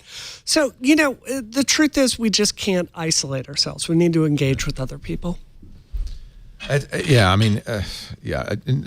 so tempting to say, well, screw it, but this is all. But this we is got all. to try, right? This is all one giant mess. For example, Dianne Feinstein hates cryptography fundamentally. I don't know how else she to say doesn't it. get it. I don't know if she. I think she totally gets it, but her priorities in terms of national security, that's much more important to her than maybe not every bank account in the planet getting hacked. Right. I mean, it's you talk to people at different levels of government. I mean, one of the fun things about DEF CON is who you run into drunk at 2 a.m. Yeah. And people who are at the front lines have a very different perspective from people at home. And if somebody spends their entire day going, yeah, well, we get hit by this, we get hit by this, we get hit by this, we get hit by this, and people are constant. The whole cyber warfare thing, there's little skirmishes going on all the time. There's all sorts of mayhem going on. I just read an article about there's a little island off of Manhattan that we do practice cyber attacks on the grid. And it was just in the Times today, I think. And every 6 months, they bring down the grid and see how fast we can get it back up again on this island that nobody's allowed to visit. It's a private, military installation. I just want to bounce off what you were saying with Dianne Feinstein. She voted to reauthorize the Patriot Act. She voted to she's very against cryptography. In my experience, I think it's faulty thinking to think any particular political party is going to come to your rescue on this issue. Yeah. When I talk to people... I'm not talking about a political party. I'm talking about one of the senators from the state it's I gonna live be, in. It's going to be diametrically opposed to the companies that generate the majority of the revenue. Absolutely. In her state. And I think a lot of the citizens. I'm running as a Democrat. I think it's time for us to have a conversation saying we have not been good on this issue. And the axis of conflict here isn't one political party versus another. It's informed versus uninformed. Yeah, and then we just need to figure out how to separate all the special interests. And it's not just in the U.S., though, and that's the real problem. Because Eternal Blue was first used by the North Koreans. They used it to bring down the British hospital system, the national health system. That was the first use of it. They brought down German railroads, 200,000 organizations around the world. Russia used it with NotPetya. So North Korea had WannaCry, which used Eternal Blue. NotPetya used Eternal Blue. It was aimed at Ukraine, but it ended up leaking out. FedEx cost them $400 million. Merck cost them $670 million. So these companies could reasonably lobby and say, look, we got to do something. But I think you also have to convince these countries. And I think it's a case of you have to say the damage, the collateral damage to your problem is, how do you convince North Korea? Yeah, here's the island, by the way. Have you ever been to Plum Island, Patrick? No. Off Long Island Sound? No. Well, you can't go there. Good. And it's where DARPA runs war games for a massive cyber attack. Oh my goodness. Yeah. It's owned by the Department of Homeland Security. Major attractions are a defunct lighthouse and a center that studies infectious animal diseases. Strangely, though, their power goes out every 6 months. It's an exercise. I suspect they fire up the generators before they run the war really shouldn't games. kill the power on the bovine. Not a place to kill the power. No. Yeah. Oh my goodness. Well, I think they probably warned them ahead of time. So every 6 months, DARPA ferries over experts on a ferry, on a boat. Yeah. Who work to jumpstart a dead grid while warding off a series of cyber threats. At least we're wargaming this stuff. Yeah. We're preparing. Yeah. I gotta tell you, Leah, I've had some scary conversations this year with people. Have you? Kind of secret, deep background well, stuff? I would just say sometimes you try to talk to people in positions of power about this, and you expect there to be a certain amount of technological literacy. And my experience has been it's not quite there. Here's the other issue. North Korea is like the Battlestar Galactica. Right? Yes. You know what I'm saying? They've cut themselves off from modern technology. Yep. So you can't really say to them, oh, you got to watch out. WannaCry could bite you too. No, it can't. Oh, so we just do an EMP above the country. No, don't say that, Patrick. People will think you're serious. Although they That come also not serious. wouldn't affect them. It wouldn't affect them. That wouldn't affect They're them. the Battlestar freaking Galactica. They're using phones with wires and dials. We'll talk about EMPs later. Will it break those too? Does it break a fine Western Electric phone made out of hard rubber? That's a really good question. I bet it doesn't. No neutron bomb will blast that out of the sky. So the Department of Homeland Security last year issued a dire warning that state and local governments are getting hit by a particularly destructive malware that is relying on Eternal Blue. Microsoft, this is the Microsoft Center, the Eternal Blue Tracking Center. Notice they have one of those fine Surface Hub. Mostly, I just like that at least one person's wearing like a camouflage thing. You can't see me. I'm invisible right now. You don't know where I am. Well, it's... This feels kind of staged. I don't know. Maybe it's just me. It looks kind of staged, but it's funny, right? Because there's a blog that I love to read called Granola Shotgun, and what he talks about mostly is how things are evolving in communities and why big box. He walks through the sort of how towns and cities got to where they are with the ex-urban production, and then how big box stores are dying, and this sort of endless series of rings. I understand. And that's what it's coming to. They can barely run their own infrastructure without having to deal with upgrading. Welcome to Petaluma, where the housing office is open 4 hours a week. Oh. Good luck getting a permit. Oh, my gosh. And the streets are decaying because nobody has the money to fill the potholes. And this is a typical exurb small town, I mean, I think this is... I can't imagine what the cybersecurity is at City Hall. But, the answer is it's like North Korea. They don't have a network. Hello?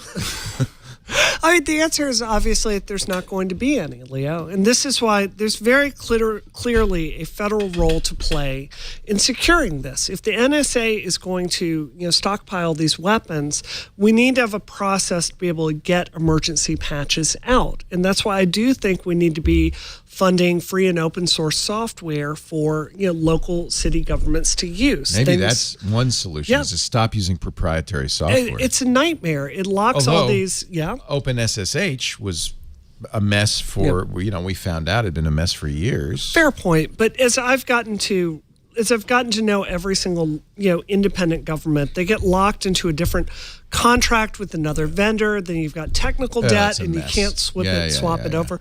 This is clearly a case for federal leadership. And the last thing I would say is, I forget what year it was exactly. Was it 94 that we closed down the Office of Technology Assessment that's the in Washington? Story. It makes no sense. It makes no sense. This was a very well-run agency that was helping members of Congress understand technology. Now they've got nothing. Now they've got Jack Dorsey. Yep. In an interview in March, Michael Rogers, the admiral who was in charge of the NSA during the leak, said this. Well, I don't think he said, well, but he's thinking it. If Toyota makes pickup trucks and someone takes a pickup truck and welds an explosive device into the front and crashes it through a perimeter into a crowd of people, is that Toyota's responsibility? The NSA wrote an exploit that was never designed to do what was done. Yeah, no. Yeah, it was. It's exactly what it was designed. Yeah, I kind of think. Microsoft's response, Tom Burt, Corporate Vice President of Consumer Trust, said you can't compare cyber weapons to pickup trucks. Or the NSA to Toyota. Yeah. These exploits are developed and kept secret by governments. This is exactly what you were saying, Brianna. For the express purpose of using them as weapons or espionage tools, they're inherently dangerous.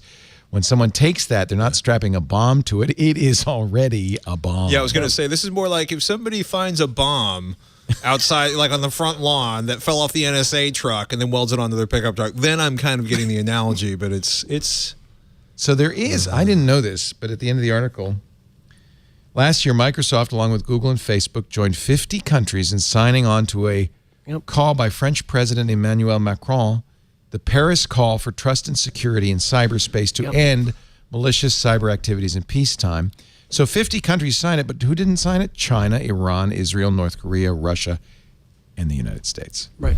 So the biggest actors, the ones that are most likely to get into a scrap, are not participating. And I understand why, because they say, but we don't want our hands tied behind our back. It's not how I would go. It makes us more unsafe to not be working with other people. Yeah. So, I think that there is an eternal optimism in these agencies that no, this time we'll keep it to ourselves. This time nobody's going to get it. It's going to be fine. This time it's going to be fine. I really think that that's how they think, right? Yeah. Yep. Ransomware was a big story in 2019. No surprise there. I have a feeling it'll be a big story in 2020 too. Coming up. A way to get fined billions of dollars and still make money. But first, a word from our sponsor, Mack Weldon. I love my Mack Weldon underwear. Actually, Mack Weldon is more than underwear. It's a men's premium essentials brand that believes in smart design, but premium fabrics. No, this isn't my underwear. I've never worn this, but as soon as this ad's done, I'm putting it on because Mack Weldon underwear is so comfy. They make socks, underwear, shirts, undershirts, hoodies, sweatpants, and they don't only look and feel good, they perform well because Mack Weldon believes in smart design, premium fabrics. They make it easy to shop on Mack Weldon. These innovative fabrics they use are wonderful. For instance, their silver line of underwear. They also have T-shirts. They're made with a natural antimicrobial material that eliminates odor and keeps you feeling fresh and cool all day. You'll find these are the most comfortable underwear you've ever worn. You'll love your Mack Weldon. And by the way, Mack Weldon's great whether you're going out to the gym or if you're going out on the job or on a date. Just every day. It's a good fit. It's comfortable. You're going to love it. Here's a beautiful silver jersey polo long sleeve. You know what I love about all of Mack Weldon's silver line is, you know how sometimes gym wear gets a little sour after a while? Not with Mack Weldon, never. So you'll wear these for a long, long time. I've actually thrown out gym clothes from other companies and replaced them with Mack Weldon. This is a beautiful polo. Comfy, stylish, and it fits great, and it keeps you smelling great. And by the way, if you order some Mack Weldon and you don't like your first pair of underwear, keep it. They'll refund it. They don't want it. They don't want it back. You get to keep it, but they'll still give you a refund. No questions asked. So there's absolutely no risk when you go to MackWeldon.com and entering the promo code TWiT. I'm in the process of replacing all my underwear, all my activewear, all my polo shirts, all my sweatshirts with Mack Weldon. I love it. MackWeldon.com, promo code TWiT, 20% off your first order. Maybe you didn't get what you wanted for the holidays. Maybe it's time to gift yourself a little Mack Weldon. MackWeldon.com. Use the promo code TWiT, 20% off your first order. Now back to our Best Of show. By the way, thank you, Mack Weldon, for sponsoring the Best Of. I appreciate it. That's really generous of you. We really appreciate that. This was the year that Facebook got that big $5 billion fine. I think it's the largest fine in FTC history. But you'll never believe what happened next. Watch. The largest fine in the history of the FTC, $5 billion. That sounds like a lot of money, right? Sounds like a Dr. Evil. Except Facebook's stock price went up after the fine, $6 billion. So Mark Zuckerberg is smiling because he made money. He made money. I guess Facebook was smart. They had said in their quarterly report that they expected this $5 billion fine. They budgeted it. They budgeted in advance. And so they prepared the market, right? And then when the fine actually was $5 billion, as usual, you sell on the rumor, you buy on the news, or you buy on the news and you sell on the rumor. I can't remember, but whatever, it was good news. Everybody laments the political division in society, but both Republicans and Democrats can get behind crushing Silicon Valley. Yeah, that is Something a nonpartisan issue as Americans. So Caroline, is $5 billion a slap on? That sounds like a lot of money. Is it a slap on the wrist? It kind of seems like a drop in the bucket. I don't know. I remember a couple of months ago, there were a couple of other figures that were being thrown around, and it seemed like they were potentially going to be hit with a lot more money, but it really doesn't seem like this is going to have an impact on them at all. Kara Swisher said you really want to fine them, add a zero to the 5, make it $50 billion. Mm-hmm. Elizabeth Warren said Facebook made $5 billion in profits in the first 3 months of the year. Actually, that's not true. I think it was revenue, not profits. The company's too big to oversee, and this drop in the bucket penalty confirms that. It is true that, I mean, look, at anything with a B is a lot of money for any company, but it isn't, Facebook had $15 billion in revenue. Oh, I'm sorry, it is $15 billion in revenue last quarter, $22 billion in profit. So it was 1 quarter profit. You could see the stock jump there. Mike Isaac said the real story is that Facebook shares surged with that fine. So clearly the market's saying, yeah, slap on the wrist. Yeah. What do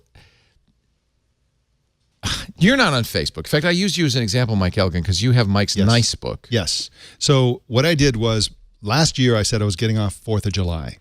And I spent all these months this year harassing and criticizing Facebook. Of course, it did no good at all because they were censoring my posts, clearly. But I replaced it with a Google folder I call my Nice Book. And you can go. It's a public folder, so anybody can follow it just as they would on Facebook. Yes. So if you search for Mike Elgin Nice Book, you'll find links to it, and I invite you all. But this is my personal. This is my family. So it's travel. really it's the kind of pictures you would have put on Facebook. Exactly. Is there text though, or is it just pictures? There's text. You can do posts. Where do you put like your things. dank memes? Can you put them up there too? No, you cannot. So each person's. This is the beauty of it. This is how a social network should work.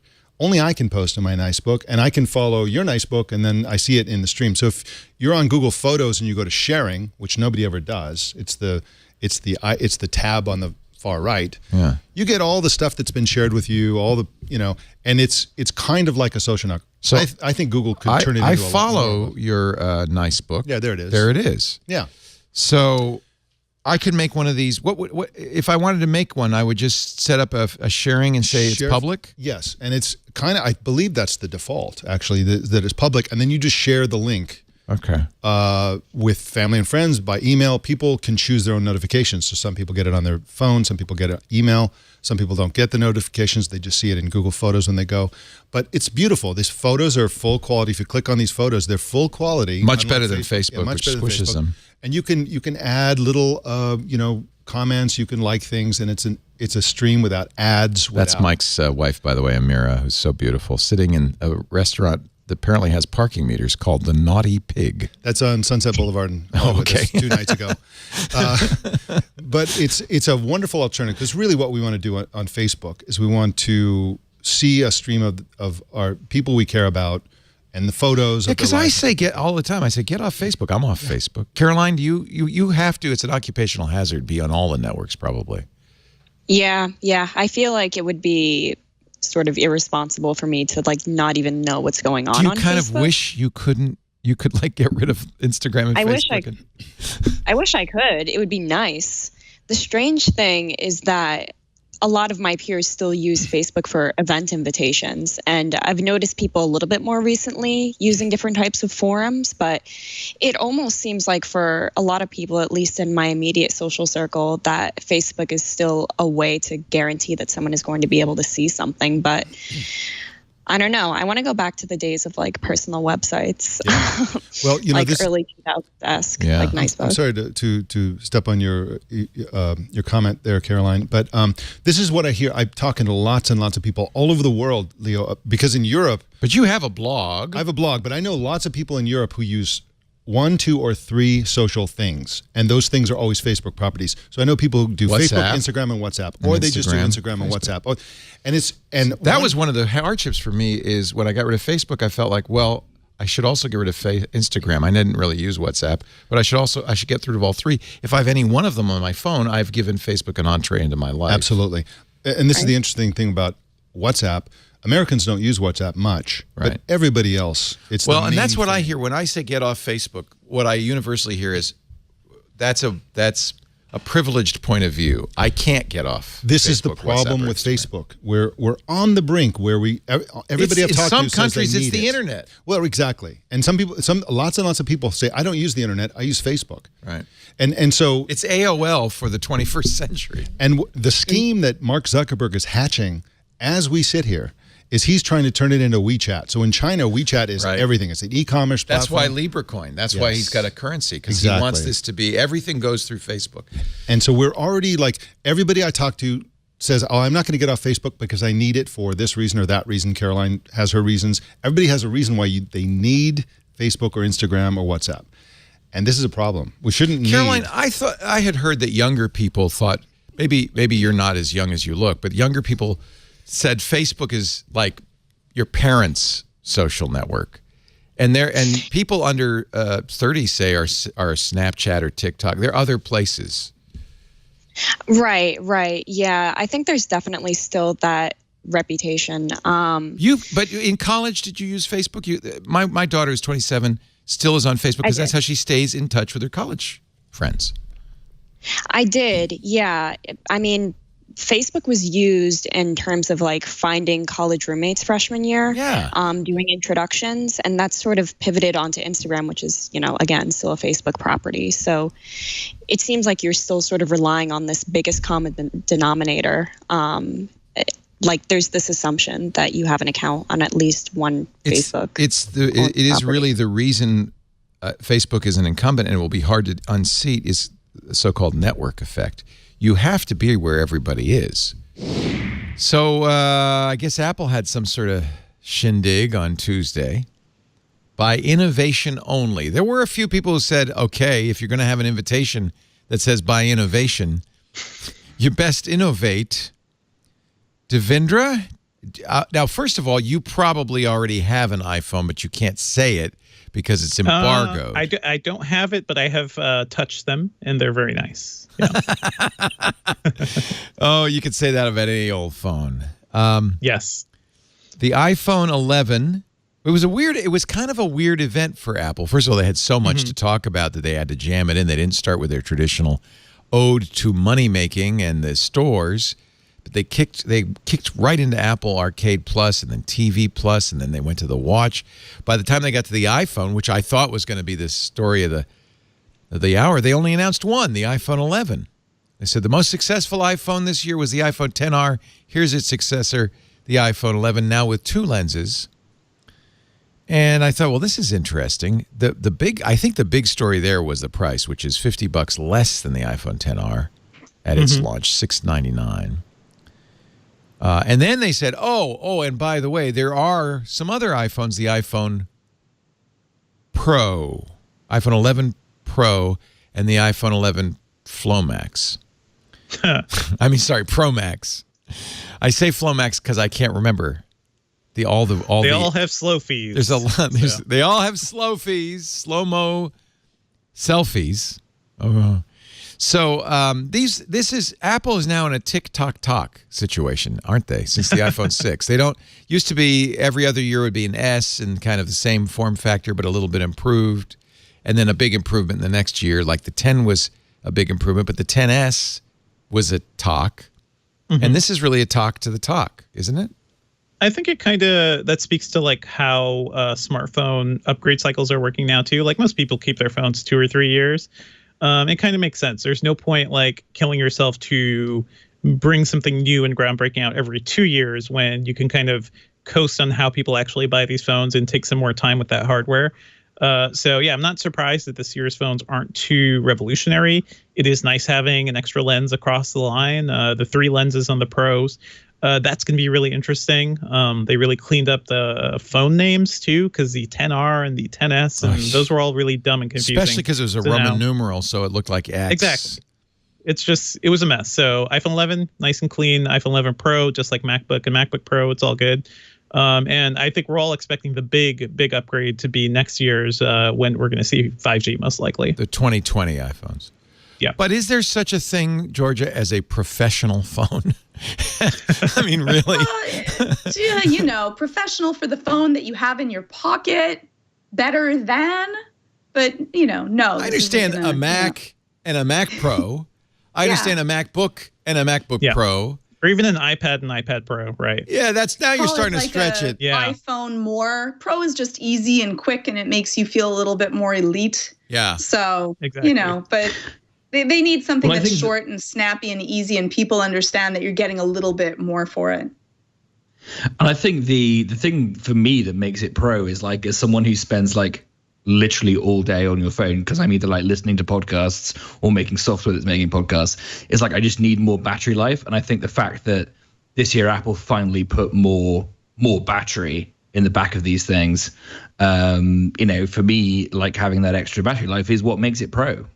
Actually, we don't even know if it's more 5 battery. Extra hours is a lot. You make a huge case. So now let me ask, because I wasn't clear. Is this 5? So the iPhone Pro Max, they're saying, has 5 hours more battery life than what? The 10s Max, like their equivalent. So it is head to head. It is more, but we don't know exactly how 5 big hours are. Yeah, we do know that the new display, they're saying, I think the new OLED is like 15% more efficient. Okay. And the new processor is likely more efficient too. So this is where the battery life is coming from. Probably not. I've also been hearing from a lot of people who've installed iOS 13, the public beta, and 13.1, that's much more efficient. They're getting much better battery life. So it's great. It's on all 3 fronts. Apple, the new processor is the A13 Bionic. Is that right? Believe so. Yeah. I'm sorry. I'm so confused. I think that's the other annoying thing, by the way, with the Pro designation. Last year, the 10R and the 10S phones had the exact same processor. Yes. And that was a big price difference. Now it's like an iPhone 11 Basic and iPhone Pro, still with the same processor. Yeah. And that's, I don't know. I kind of wish there was a little more of a bump there just to really earn that Pro title. Because right now, you have the extra camera. You have the OLED, really nice refreshed OLED screens, and the kind of slick, not slick, but like the matte glass back and the stainless steel construction. That's kind of all you're getting. That's surgical stainless steel. Surgical grade. Which I thought was really weird because, like, I'm not going to perform an open heart surgery with my phone. I could see that in a scalpel, but a phone, I don't know. Yeah, I think for me, the most frustrating thing about the whole 11 Pro, 11 Pro Max is that, as you can see here, they ship the case for your new phone a whole week ahead of the actual new phone. I hate that. You get a box from AI and you go, oh boy, it's here, it's here. Oh my word, it's here. And you open the box and it's just the flipping case. You're like, well, you're really all in on Apple because you bought the Apple Clear case, which is $40. And as far as I could tell, functionally identical to the $7.99 one I bought. Surgical grade clear plastic. Okay, that's what you're paying for. But it'll fit just right, so that's probably important. Okay, so this is a 7-nanometer processor. This is actually, I think Apple deserves more credit for its custom processors than they're getting. This looked like, and it was interesting because they brought somebody for the first time I can ever remember from the processor group up on stage. Oh yeah, it was like an Intel keynote for half a second there. Yeah, it was like what 1.5 billion transistors or something. It was just it's mind-boggling what they're doing. Mm-hmm. I think my guess is they're highlighting these guys because they're eventually going to be making processors for the entire kit, right? All the way up to the computers. Yeah, and I think if we're seeing Snapdragon laptops already and Windows machines running on Snapdragon, so they are kind of setting the stage. It just kind of makes sense. Like, by next year, if we see a MacBook powered by the A14 or whatever, we wouldn't be too surprised, I guess. This week, Apple joined Amazon, Netflix in the realm of being an entertainment provider on their own with Apple original programming on the new Apple TV Plus service, which debuted November 1st. Free if you've bought a qualifying Apple hardware product in the last couple of months, and for a year, and $4.99 a month for everyone else. Launching, okay, I'm going to say it. This is whoever is the marketing genius who came up with this one. They get a cookie. Apple is boasting that this service is the world's first originals-only streaming service.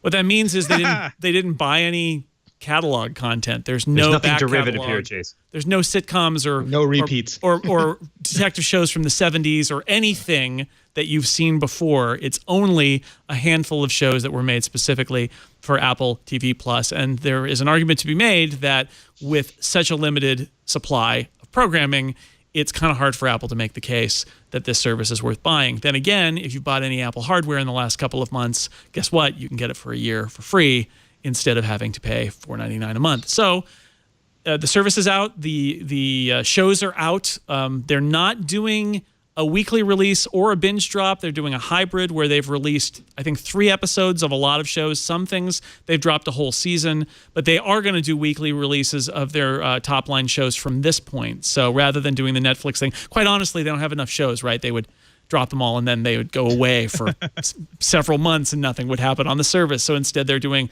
weekly releases after, in the case of things like C and The Morning Show and For All Mankind, dropping 3 episodes on day 1. So we can talk about this from a strategy perspective. If you've seen the shows, we could talk about whether the shows are any good or not. I'm going to bet that they're better than Planet of the Apps. But beyond that, I don't know. Dan, what have you seen of Apple TV Plus?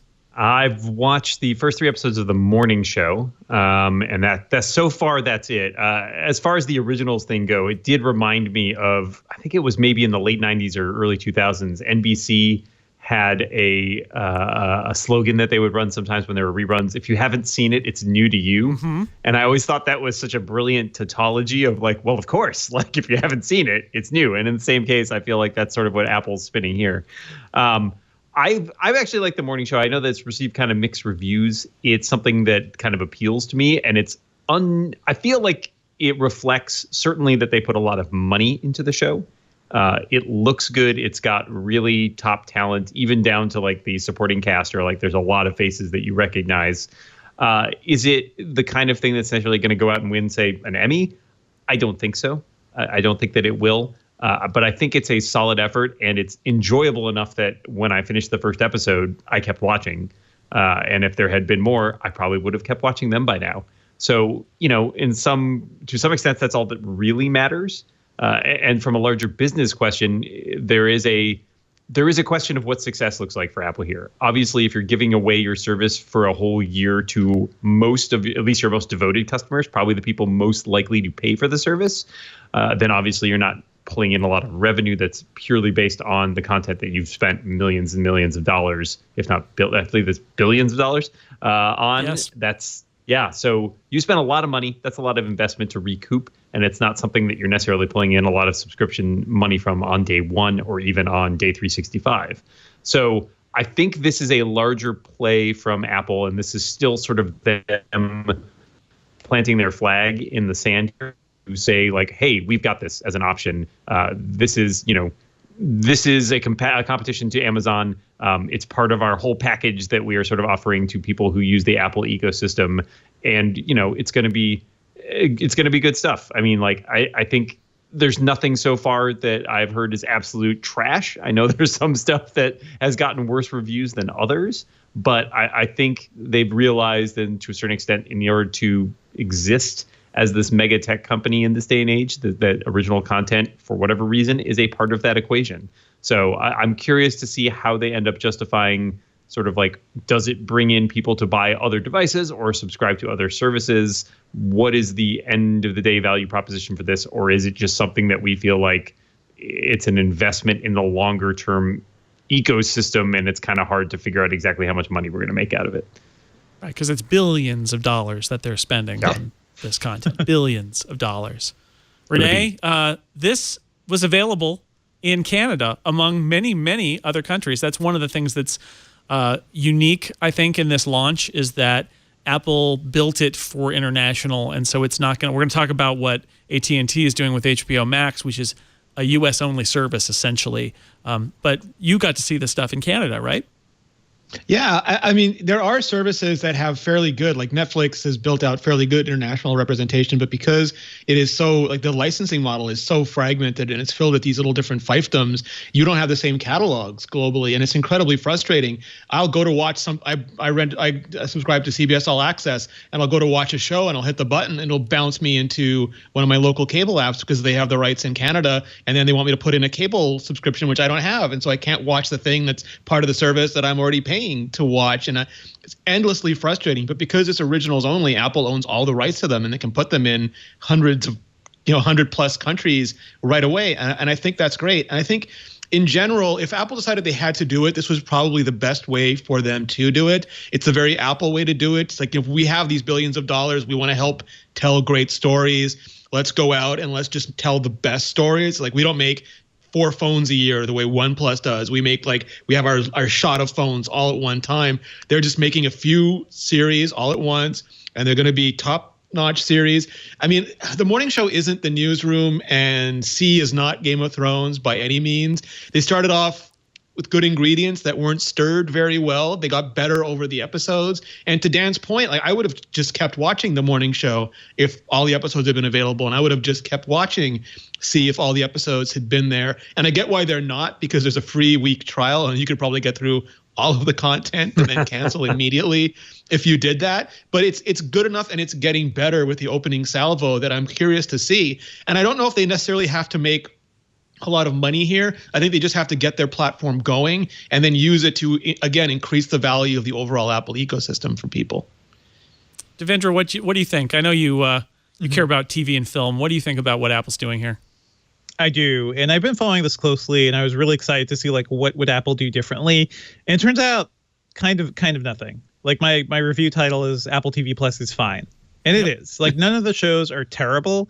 They're all perfectly watchable in certain ways, but yeah, the morning hour feels like the newsroom, and it feels a lot like Aaron Sorkin without Aaron Sorkin, as I think the New York Times review had said. A lot of all these shows in many ways feel like things we've seen before, and it seems like, at least right now, Apple is taking kind of the Netflix approach to some of their content, where it's like, well, this is okay. I guess I'll watch this because it's on a service. To what Dan was saying, I think this is the opening salvo, and I feel like launching this thing in 100 countries, that's pretty impressive, because Disney Plus is only, I think, going to be available in a couple once it launches in November or later this month. Yeah. So the scale of what Apple did is impressive, showing that they could produce a streaming platform. I mean, we knew they could deliver the stuff because of iTunes, and people have been buying that stuff for a while, but showing that they could produce original content, it's more like they proved that they can do it. I'm interested to see where they go from here, especially like that M. Night Shyamalan show coming up soon. They talked about some content coming into next year too. Nothing seems incredible. Nothing seems like, oh man, I really have to subscribe to this. It does seem like, oh, this is a nice benefit because I'm an Apple customer, because I just bought an iPhone or an iPad or something. I don't think they're doing this for subscription money at all, and that's why it costs $5 for sure. Yeah, I wonder about. It's tough too. Go ahead, Dan. Mm-hmm. I just want to say it's tough too because they've also not done the thing that a lot of the other competitors have done, where it's like, let's license large existing IP or own existing IP, right? Disney gets to roll out all its Marvel and Star Wars shows, and that's a huge way to bring people in. And, Netflix obviously had its Marvel shows back in the day and got to use that to sort of bolster its original, like early on. I don't see Apple deciding it wants to play in that pool, certainly not from corporate partners that are that large.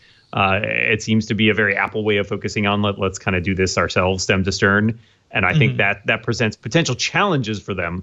And in terms of them building up their repertoire, I think it's still possible that, a show that comes out next year from them could pick up enough buzz to be the show that drives people to the network, right? The water cooler show. I think that's kind of what they're in search of. Is there not necessarily Game of Thrones in genre, but Game of Thrones, i.e. the show everyone is talking about when it goes on every week? That is what they would like. I just don't think they've necessarily figured out what show that is yet. It does feel a little bit like these shows were created in a lab. Oh, yeah. They're trying to find that. They're trying to strike gold. And I get that, but I wonder if you're actually never going to do that if you're trying for the big hit. What you need to do is find some people who are on the verge of superstardom as a writer, as an actor, and they have a great idea, and it's going to bubble beneath the surface, and there are not going to be 1,000 stories in the Hollywood Reporter about it, but it will be the thing that ends up breaking through. Just like with Game of Thrones, other than people who had read those books, nobody knew anything about it, and the showrunners had never done anything before, and it became the biggest TV show ever. These all feel like, let's go to Reese Witherspoon and Jennifer Aniston and craft something like The Newsroom, or let's spend a lot of money on a high concept thing kind of like Game of Thrones, and it gives you C, and we'll put Jason Momoa in it, and okay, great, but they're coming out of the lab. Are they really going to be able to just look? If you could make Game of Thrones in the lab, there would be 100 Game of Throneses, and there's only one. And for all mankind, as much as I like that, it is let's get Ron Moore to do a space show because we liked Battlestar Galactica, and it's a little bit different, but it's like that. Renee, you were saying. Mm-hmm. No, I was agreeing with you completely, and I think also they managed to get the big stars by, in some ways, greenlighting the vanity projects from their own production companies instead of growing them inside Apple. I mean, it's a good mix of both, and the risk is that not all these vanity projects or these big stars are going to give you the quality of show that you get from a writer-producer like Aaron Sorkin, or you get from lighting fire to the entire world with Game of Thrones. What Apple hasn't done is make a giant deal with a creator like what you've seen elsewhere. J.J. Abrams, several other creators that Shonda Rhimes, Ryan Murphy, right? All of these where they're like, you have established hits and now we're going to give you a lot of money. And again, the question is, are you going to get a new established hit from that? Or would you be better off spending all that money on a bunch of people who are up and comers? And Apple, I think maybe has just been outbid on those. I'm not sure that's a strategy because they bid on those Abrams people. Famously, I think there was a report that Abrams turned them down, even though their bid was higher than other places where he went to. So I'm really interested in like Apple's creative approach to like what were they telling him in terms of like what stories you could tell or what restrictions were they going to put on it?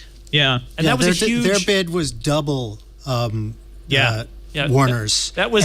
He was a little worried about the film. He didn't want to be locked in. Yeah. They wanted him doing Apple products. Apple projects only. And he was like, no, I want to do my own stuff too. And I will say one of the big narratives coming into this launch was Apple, Tim Cook is giving notes. Tim Cook is saying you shouldn't really put things on these shows that we can't show in an Apple store. The most cutting phrase that came up in the entire discussion was that what Apple wanted to do was make expensive NBC shows, which is a real burn, let me tell you. And I got to say, I think that a lot of that came from people who got fired off of shows or were disgruntled in some way. Yes. If you look at the material that's out there, there is no shortage of edgy material in the Apple TV shows. The They're three swearing main up a dramas are all storm. TVMA. Yeah. No, it's not. It's not family-friendly stuff entirely. I would say 5 or 10 years ago, before we had this surfeit of content from all of these different services, I think any one of these might have been a show that really caught people's attention. But the problem is that the bar is so high. Yeah, we're in now. the platinum age now, right? The peak TV, right? There is so much stuff that making something stand out really requires it be amazing. And I think all of the shows sound like they are good, solid shows. And not every show has or could be the greatest show of all time. But I think that just because the competition is so fierce nowadays and people are dealing with essentially a lack of time, right? There's only so much TV you can watch, especially if you need your time to read Twitter or whatever that you're doing with the rest of your time. Very important That you're fighting for eyeballs a lot. And I think that means you really got to bring your A game. And I think this is B game. It's not bad, but it's not necessarily the thing that's going to win people over to your service. Have you been watching more of the Apple TV Plus stuff? I read a review of the morning show final episode, which I haven't seen yet, but it should be out this week or next. And they said it's the best last episode of any series in history. That was in The Guardian. What? All right. I'll give it a second chance. But don't watch too much Apple TV Plus, not when you've got a whole bunch of great Twitch shows you could be watching. We had so much fun doing Twit in 2019. I am so grateful to you for subscribing to our shows, for writing in, for participating in our chat room at irc.twit.tv, our new forum at twit.community, which is going great guns. I don't want you to ever think I don't appreciate your listenership. I really do. We couldn't do this without you. And I just wanted to say thank you. It's been a great year. I think we're going to have a great 2020, and we can't do it without you. So I'll see you next week on This Week in Tech. Happy New Year, everybody. This Bye-bye. is amazing.